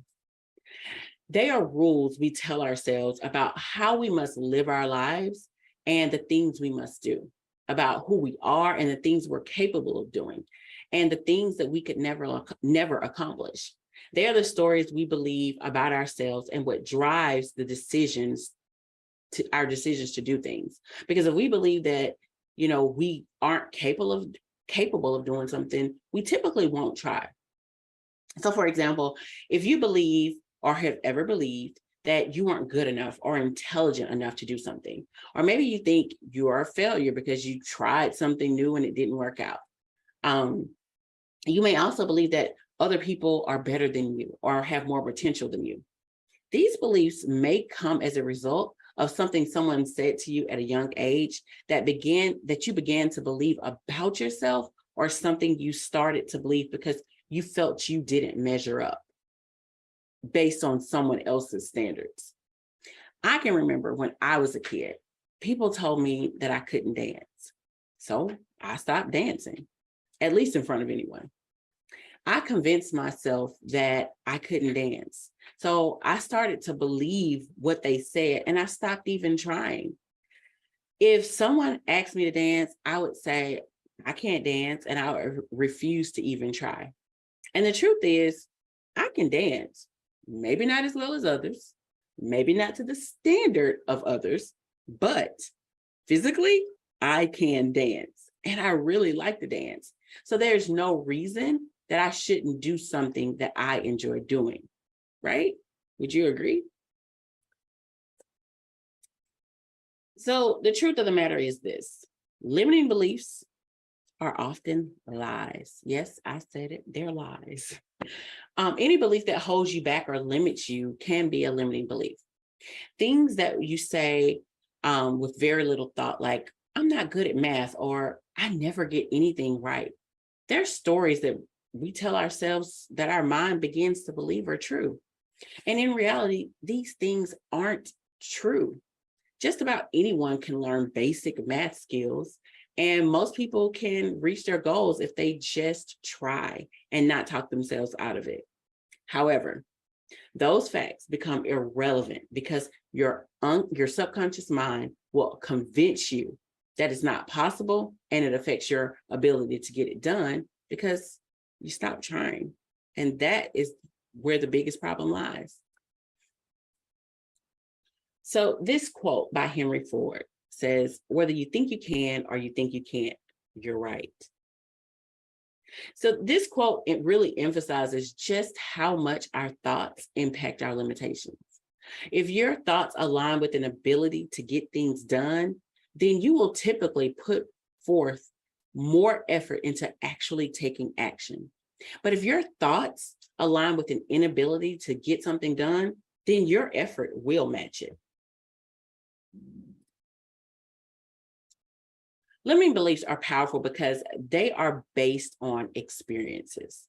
Our brains are designed to make sense of the world by making associations between things that happen around us and what we believe about those things. So if you have a negative experience with something, your brain will associate it with other similar situations in the future. Limiting beliefs also become a defense mechanism because, like I told you before, they are in the subconscious mind, which is where you create protection. So that's where you're protected. And that often comes from something that hurt you or caused you to suffer in some way. Your mind creates a limiting belief, like I said, to protect you. So you think about if you touch a hot stove, a little kid, you, an adult, doesn't matter, either one. Your brain begins to make a new rule. Don't touch a hot stove. Why? Because it's protecting you. So from that point on, you are subconsciously careful about not doing that again. Would you agree? A limiting belief is the emotional equivalent to touching that hot stove. They try to protect you from other forms of harm or hurt that you've experienced. And because most limiting beliefs are developed in childhood, usually by the age of 7, they become a part of you. So much so that you can unknowingly begin to use them as excuses to accept why you can't do or achieve something. And this is personal for me because I can say that in my decades of dealing with limiting beliefs, that this is so very true. Limiting beliefs are just what they say. They're limiting. So they will stop you from doing or having something that you truly desire. Now, the reason that limiting beliefs are dangerous is because they can keep you from achieving your hopes and dreams and goals. They can make you fearful and hesitant to take action toward who you know you were created to be. They can even affect your relationships with others. So anything that's stopping you from being who you're supposed to be is dangerous because then it's keeping you from going after and achieving the goals that you have set for yourself. So take a look at these examples of limiting beliefs. And I wanted you to just take a look and notice the pattern. Do you notice how they all began with, I can't? See, whenever you start a sentence with, I can't, you're setting yourself up for failure. I can't get straight A's in school because I'm not smart enough, says who? I can't go back to college because I'm too old. Who says? I can't start a business because I'm too young. Why is that? If you later decide to try to accomplish any of these things, you'll always have that nagging voice in the back of your head telling you that you can't do it because you've been saying it all along. And that voice is just telling you all the reasons why something can't happen. And it's just not true. This voice can also cause you to give up too soon or without getting all the facts or putting forth a real effort. I can't tell you the number of people I talk to as a business coach that decide that they can't start a business because it's too expensive without ever writing down the numbers. You got to know the information before you decide what you can't do. So the tricky thing about limiting beliefs is that they can be hard to recognize because they become normalized as part of your belief system. So when you think about it, when you have thought or felt something for so long or believed something for so long, it becomes normal. It becomes just part of who you are. When in actuality, these limiting beliefs are irrational and untrue. If we go back to my previous example of, I'm not good at math, even if you're brilliant, everyone gets bad grades at some point. We don't always know why these thoughts get stuck inside our head, but once they do, it's hard for them to go away on their own.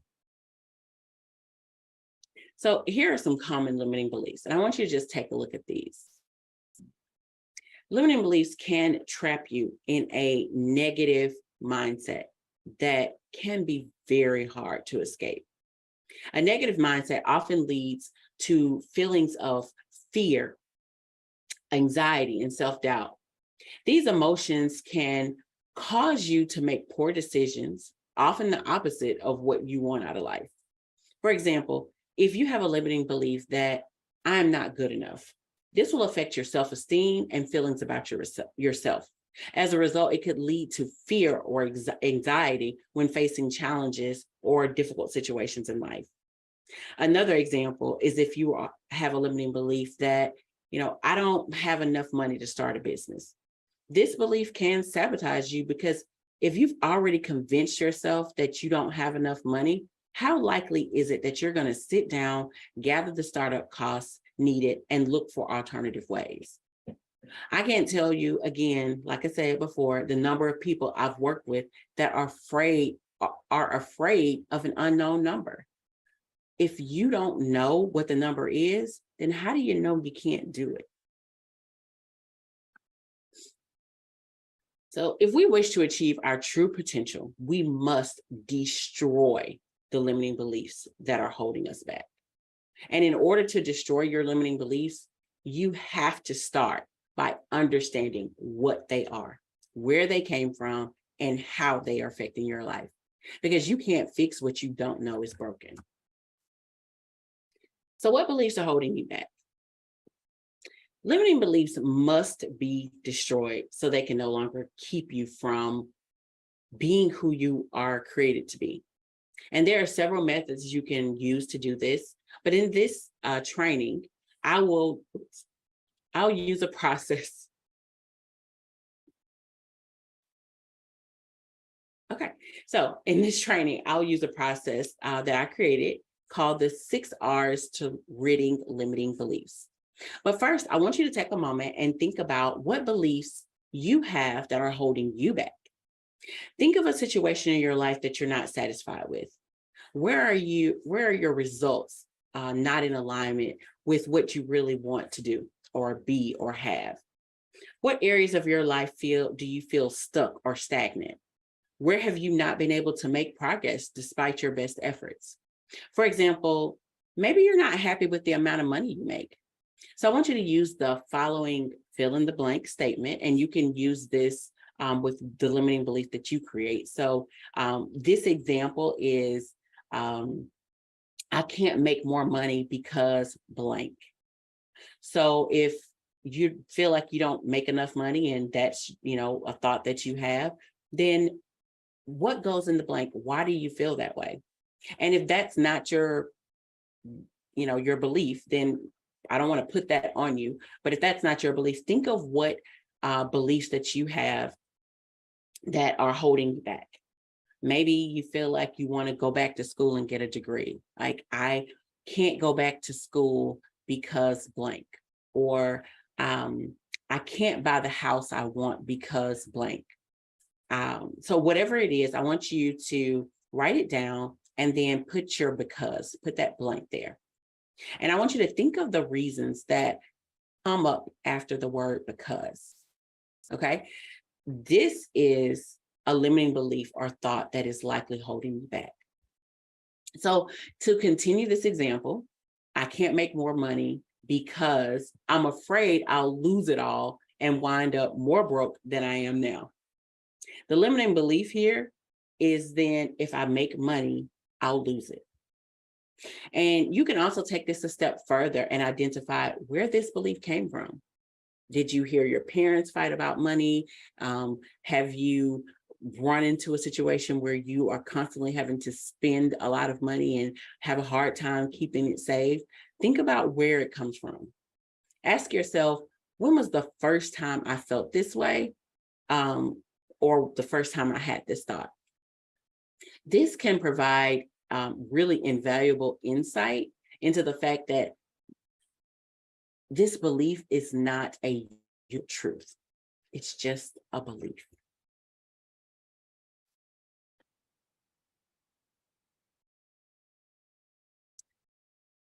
So as you're thinking through your limiting beliefs, be careful not to judge yourself or any of the negative thoughts or beliefs that come up.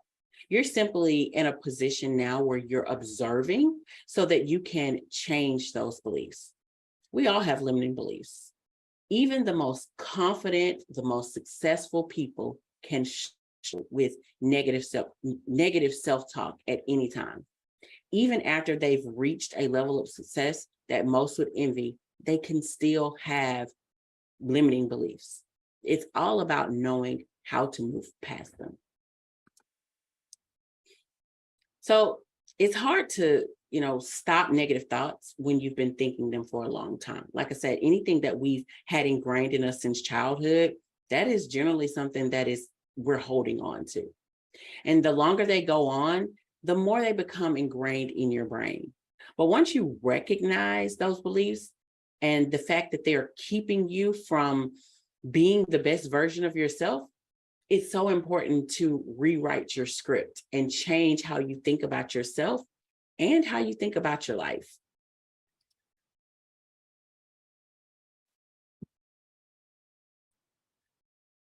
So if you think, why do limiting beliefs need to be released? Okay. When you release your limiting beliefs, you can create a new mindset that supports you in living the life you want and allows you to move forward confidently.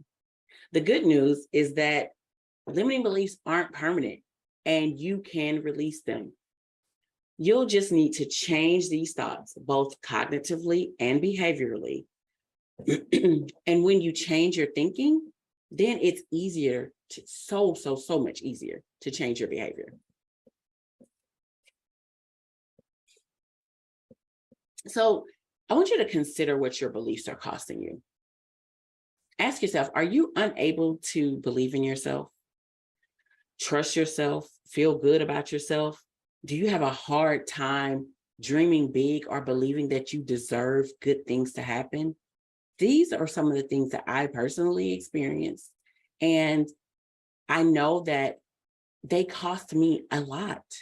It cost me the ability to reach my goals, to finish things that I started.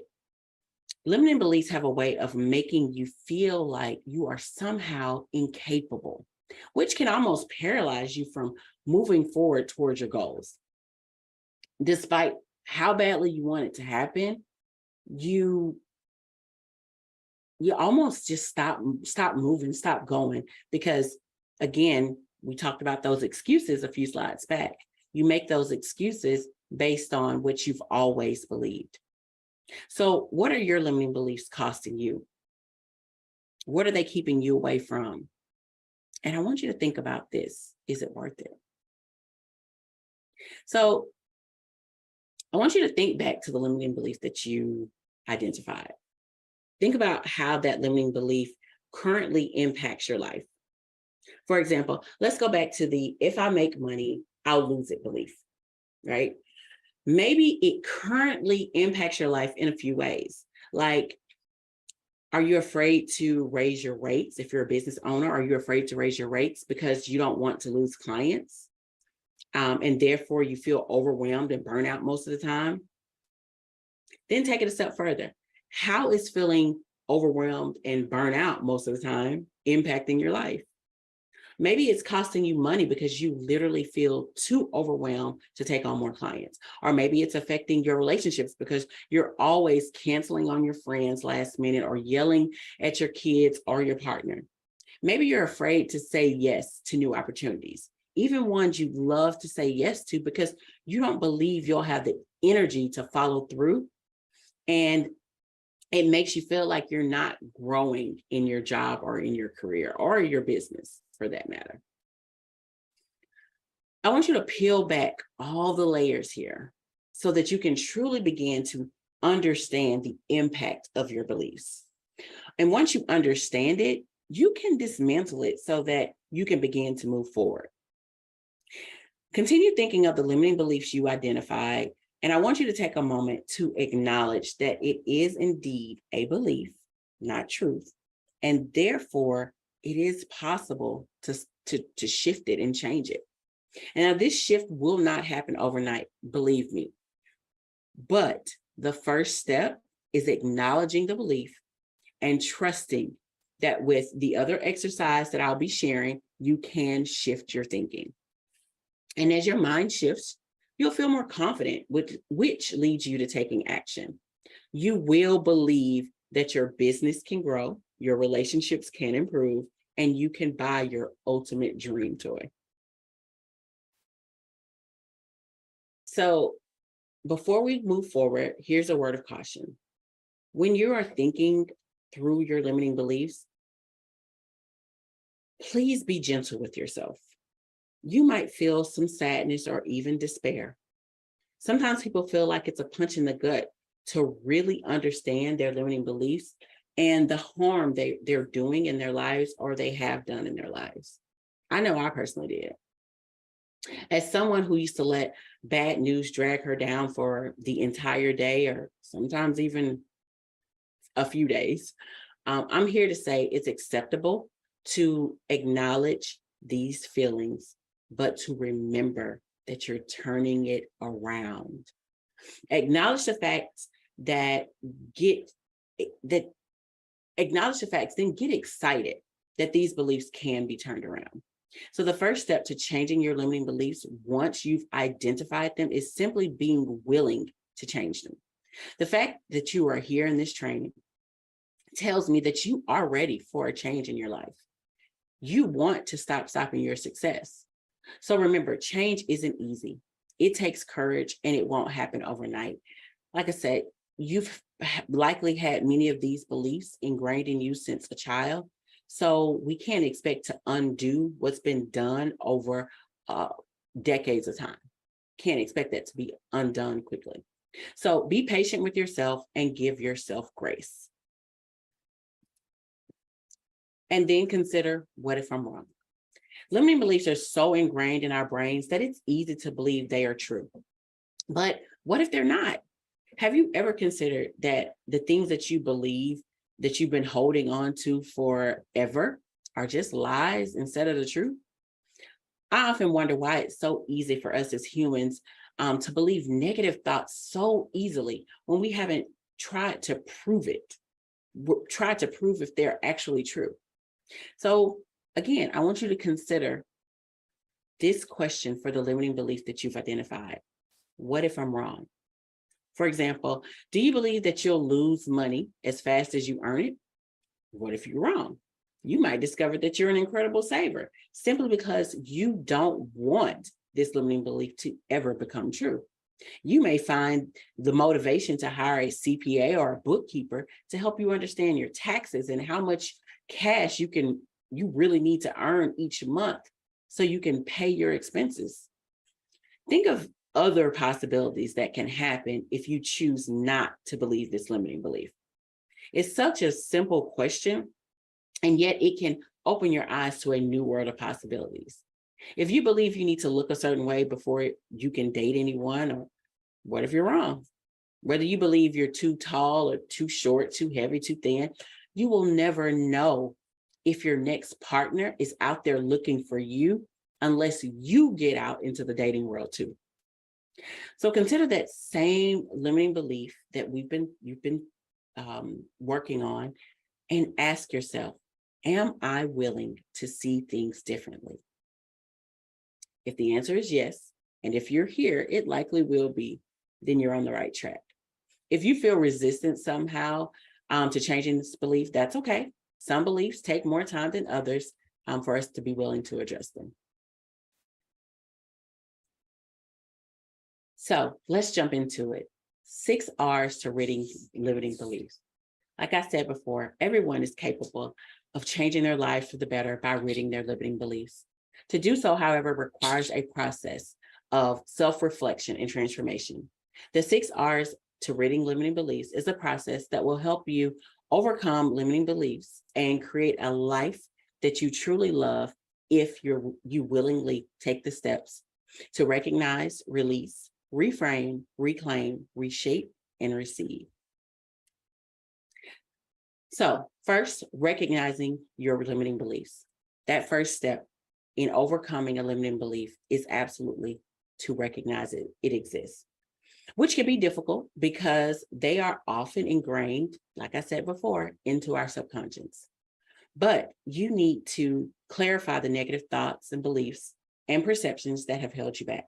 And you can start by writing down your thoughts, feelings, and beliefs about a particular situation or experience. That usually gets you going. Then you need to release the negative emotions associated with this belief. And you can release the negative emotions associated with the limiting belief by writing down all the feelings that come up when you think about it. This process can help you identify what's bothering you and makes you feel bad about yourself. Once you have determined how this belief impacts your emotional state and self-esteem, try to let go of the negative emotions by focusing on positive thoughts instead. The more you focus on positive thoughts surrounding this belief, the less the negative emotions will arise. Then you want to reframe your thoughts. This step is all about changing your mindset. You can reframe your thoughts by asking yourself questions such as, what is the opposite of what I believe, which is the limiting belief? What evidence do I have that supports this? How does this belief impact my life and my goals? Instead of focusing on the negative aspects of your limiting beliefs, reframe your thoughts and focus on how you would like things to be instead. So take a moment and consider whether you have any evidence to support this belief that you've been thinking of and how this belief impacts your life and goals. And then I want you to imagine how you would like things to be instead. Now, reclaim control of your thoughts, beliefs, and life by taking action. You are in the driver's seat of your life, and you have complete control of what does or does not happen. You have the power to create new beliefs, change your thoughts and actions, and take steps toward your goals. You will reclaim control of your life when you take action and make positive changes. It's time to take control back from those beliefs that have controlled you for so long. Starting today, commit to being in control of your thoughts. Even when a negative thought slips in, be prepared to move it along by remembering that that belief has to go because it no longer serves you. Now, I will say this gets easier because this is something that I experience frequently. When a negative thought slips into my mind, I'm like, oh no, nope, stop, nope. So it is possible to actually take control and reclaim those thoughts. And then you want to reshape your reality by creating new empowering truths that support you and align with who you want to be. This step sits at the core of the process of ridding limiting beliefs. Creating new empowering truths will allow you to free yourself from the false beliefs that have held you back and enable you to move forward with confidence and certainty. By reshaping your reality and creating new empowering truths, you will begin to see yourself differently and empowered to step into the life that you were meant to live. So for example, in the previous example used, if I make money, I'll lose it. A way I would want to reframe that thought is to say something like, I am thankful for my strong and healthy relationship with money. You see the difference?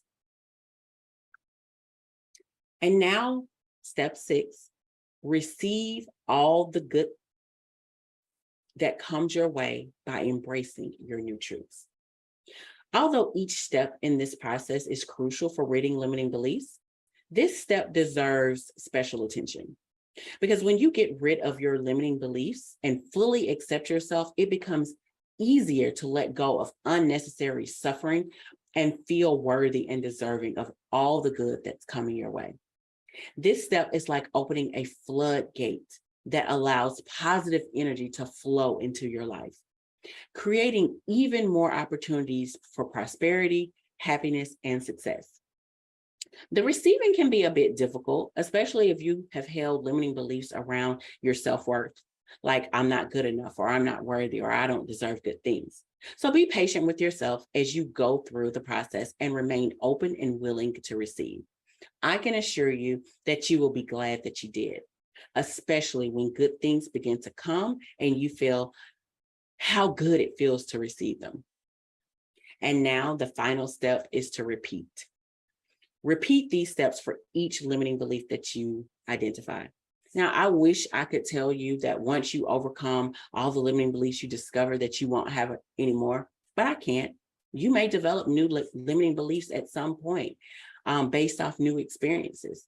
The great thing now is that you know what they are and you are equipped with the tools you need to address them. Getting rid of your limiting beliefs will be an ongoing journey.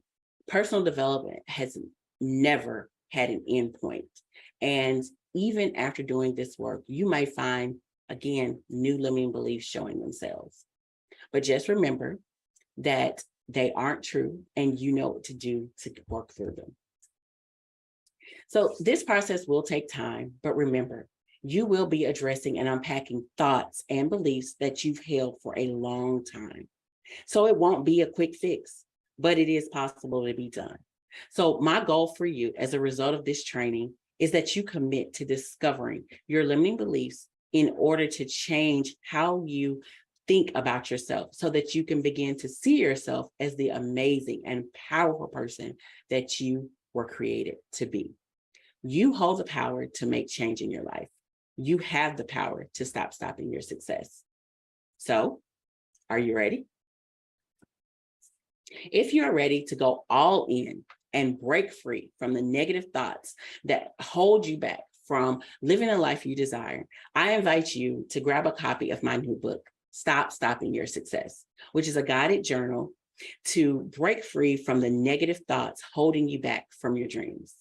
In this book, you will work through a series of journaling activities, similar to some of the ones we talked through, designed to help you recognize, reshape, and release limiting beliefs and get rid of the negative thoughts and beliefs keeping you from reaching your full potential.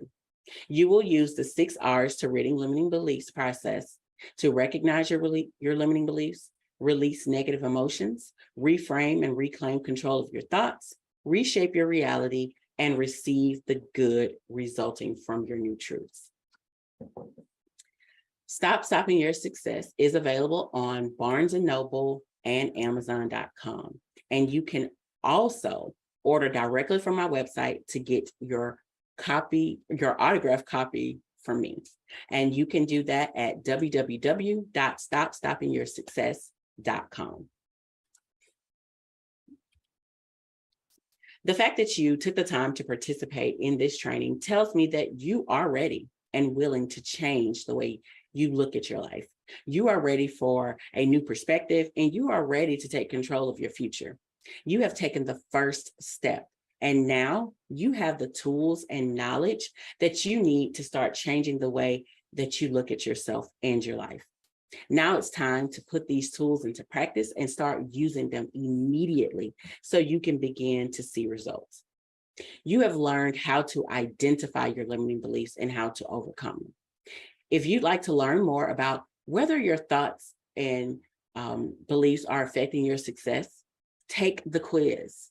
Go to quiz.stopstoppingyoursuccess.com to take the quiz to learn whether your thoughts and beliefs are truly keeping you from success. Thank you so very much for attending this training. My name is Harriet Harris. I am a business coach, the Limitless Business Coach, and I help ambitious women to remove internal roadblocks and to remove limiting beliefs so that they can finally create the life and business that they desire. Your future is filled with unlimited possibilities and amazing opportunities, and I want you to take advantage of them. I wish you all the best on your journey, and remember that you are a powerful, capable human being, and you can do anything that your heart desires. If you feel certain that something is holding you back from achieving what you desire in life, go to my website and check out all the available resources and schedule a complimentary What's Stopping Your Success chat. And you can do that at www.harrietmharris.com/link-in-bio, or reach out via email at contact@harrietmharris.com. Thank you.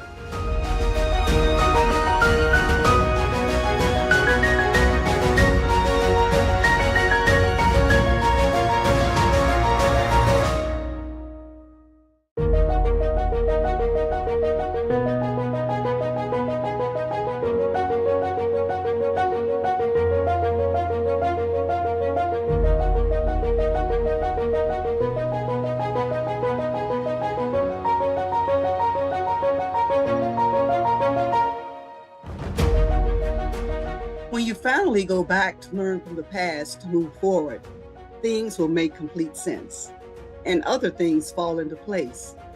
This has happened in my life and in my work.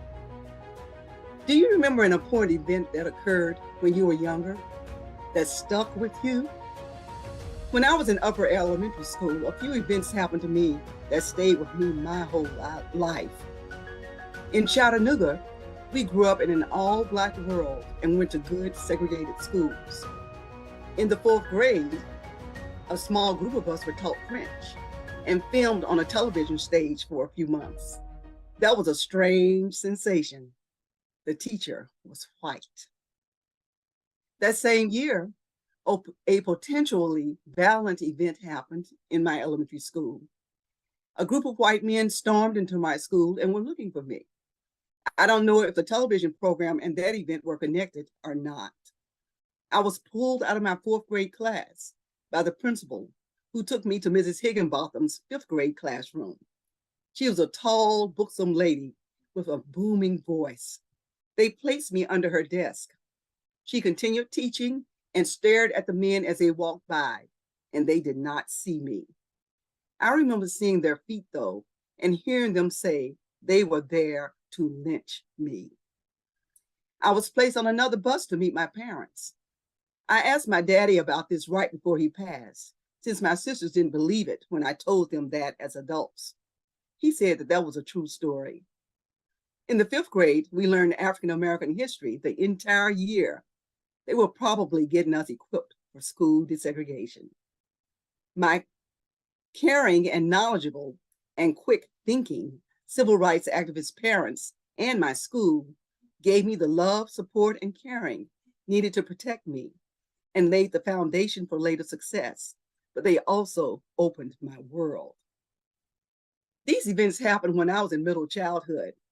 I'm focusing on helping parents and families of that age group, along with children ages 11 to 14 and early adolescence. The ages of 9 through 14 are important ages that contain similarities. If you have children or relatives in that age range, you know what I'm talking about. Too grown and childish at the same time. These events were connected to later events in my life, and I used them as starting points for my research to become a better professional and parent to my daughter and 4 sons. Your connections help you to become who you are today, especially if you're comfortable with what you're doing with your children.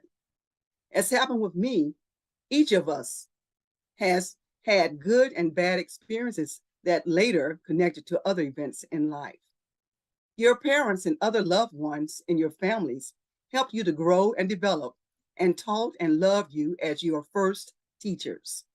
They help you become who you are today, or you may have had to work against what they taught you to become who you are, according to your life circumstances. Many of us don't think about it, but parents and families are not just personal entities who show love and caring to their own children as they grow and develop. They are also important to our communities and nation.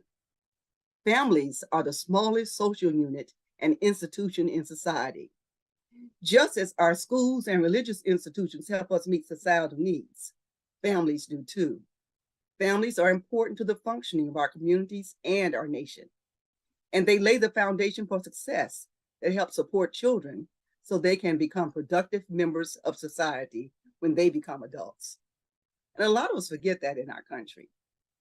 So much has happened over the last 3 years that point to our nation's and our families' weaknesses and strengths in some ways. We take so much for granted. But the pandemics, the new viral pandemic, and the long-standing social pandemics put our weaknesses and strengths right in our faces. Healing and learning are needed. It's time to be serious during this period of rapid changes, extreme weather, and instant information that make the world smaller. Updated 21st century skills are needed today to prepare our children for the world they will inherit. This is going to be our legacy to them. And as you know, we're leaving a lot of major problems with our children. We need to be open to learning more while using updated skills when engaging with each other. Learning in the past was simpler and easier to function in society, since literacy was clear-cut and included the 3 R's of reading, writing, and arithmetic. Today, being literate requires a shift in deeper thinking and actions on more levels. Parents need to model this shift to their children so children can learn them, especially since some schools don't teach them equally to all children. Parents need the courage and commitment to show positive attitudes. They need to be willing to learn new facts and concepts and learn how to do some new things that will assist their children in becoming prepared for their world. Nothing is simple, but it makes sense for today, and other things will fall into place. Updated 21st century skills include thinking critically, clear communication and collaboration skills across cultures, creativity, which demands play and innovation, and also included are attitude changes of continuous learning, hope, positivity, relationship building, and planning for the unexpected. We also need an understanding that the earth and its climate must be protected since it gives us life. Everything is connected, and we need to have faith that things will work out. Wow, that's a lot in a 12-minute talk about success. But I need to give that as a prelude to change so that we can start embracing that change. And I can send you a list if you'd like. How do parents begin to deal with those things? First, they got to start looking at themselves, something we feel that other people should do sometimes, or our children should do. What are you about? Are you trying to make life look and feel normal, or are you searching for something better? Both parents should look at themselves and their relationship. Do you work together or against each other? Your children are learning skills from you. My former husband and I had to do this self and couple work, so I know what you're going through. When you do, your children will notice what you're modeling, and they will possibly try to do the same. Do the research that needs to happen, or more easily, prepare our children for their world as a guide. After both parents make some changes, they can be ready for that next step, which is the first family meeting. In the family meeting, all children in the mix and who can talk are brought together at a meeting setting. You know, it's just like what you do when you go to a meeting yourself. And sometimes your children have gone with you to meetings. But they're going to have a voice, just as the adults have a voice. You're changing the culture of your family, so this type of change is a good starting point. An important note, no technology is allowed during these changes. Look at people, communicate with them, pay attention to each other, not to your phone or whatever. So in a way, you're going back while moving forward, like Sankofa, pulling those wise things from the past. Doing something different is what you need to prepare children for success in the future world they will inherit. How many of you are up to the challenge? With your second or third family meeting, you may want to view a video together. As a family, look at the world through the same lens, then discuss what was seen. The video I'm referring to is A Future for Us by Sir Ken Robinson. It's only 15 minutes long, so it's not too long. Look for it on YouTube. This video presents a futures orientation, which is the practice of looking ahead and accepting that the future of all of us is unwritten. We have to be open to change and continually learn what else needs to happen. After watching and talking about the video, children may be inspired to try new projects at school using new knowledge, while parents may be motivated to start new family projects directly related to information in the video. People with a futures orientation are looking at the fact that you can write your own history. It's not written for you. You know, the past is past. We learned a lot from it, but the future is unknown. Everything is interconnected and interdependent, and we must have faith that things will work out if we make fruitful connections and embrace change. Those connections help us to heal from the past 3 years and include family wellness and well-being that will grow. You know, we hear a lot in the news about mental health of our children, and this is what they need. Your children's academic achievement will improve, and your children's behavior will also. Parents may find that using a futures orientation means that their job or career situations will change for better financial security for their families. Their spiritual growth may also change with this boost in faith. But change at home means that their schools need to change too. Share the video with your PTA and school and community-based parent organizations. Advocate together with them for better schools that use the futures orientation to continue the work of preparing more children for success in the future world they'll inherit. This is deep work, but changes begin at home and be the start to doing something a lot bigger. Learn more about that. Take time today to begin the long process, making it an adventure for both parents and children. If you're close to other families, join together for the journey. You'll have support and accountability partners, and your children will be able to build strong interactions or in-person ties with friendship with family members. As I close, know that you can be the change your children need to see this year and in the future. Speak about those needed changes. Act on them, knowing that when unspoken connections are brought to light, we can then embrace change. This is the SALS framework used in schooling solutions, books, and consultations. Contact Dr. Mapp to learn more.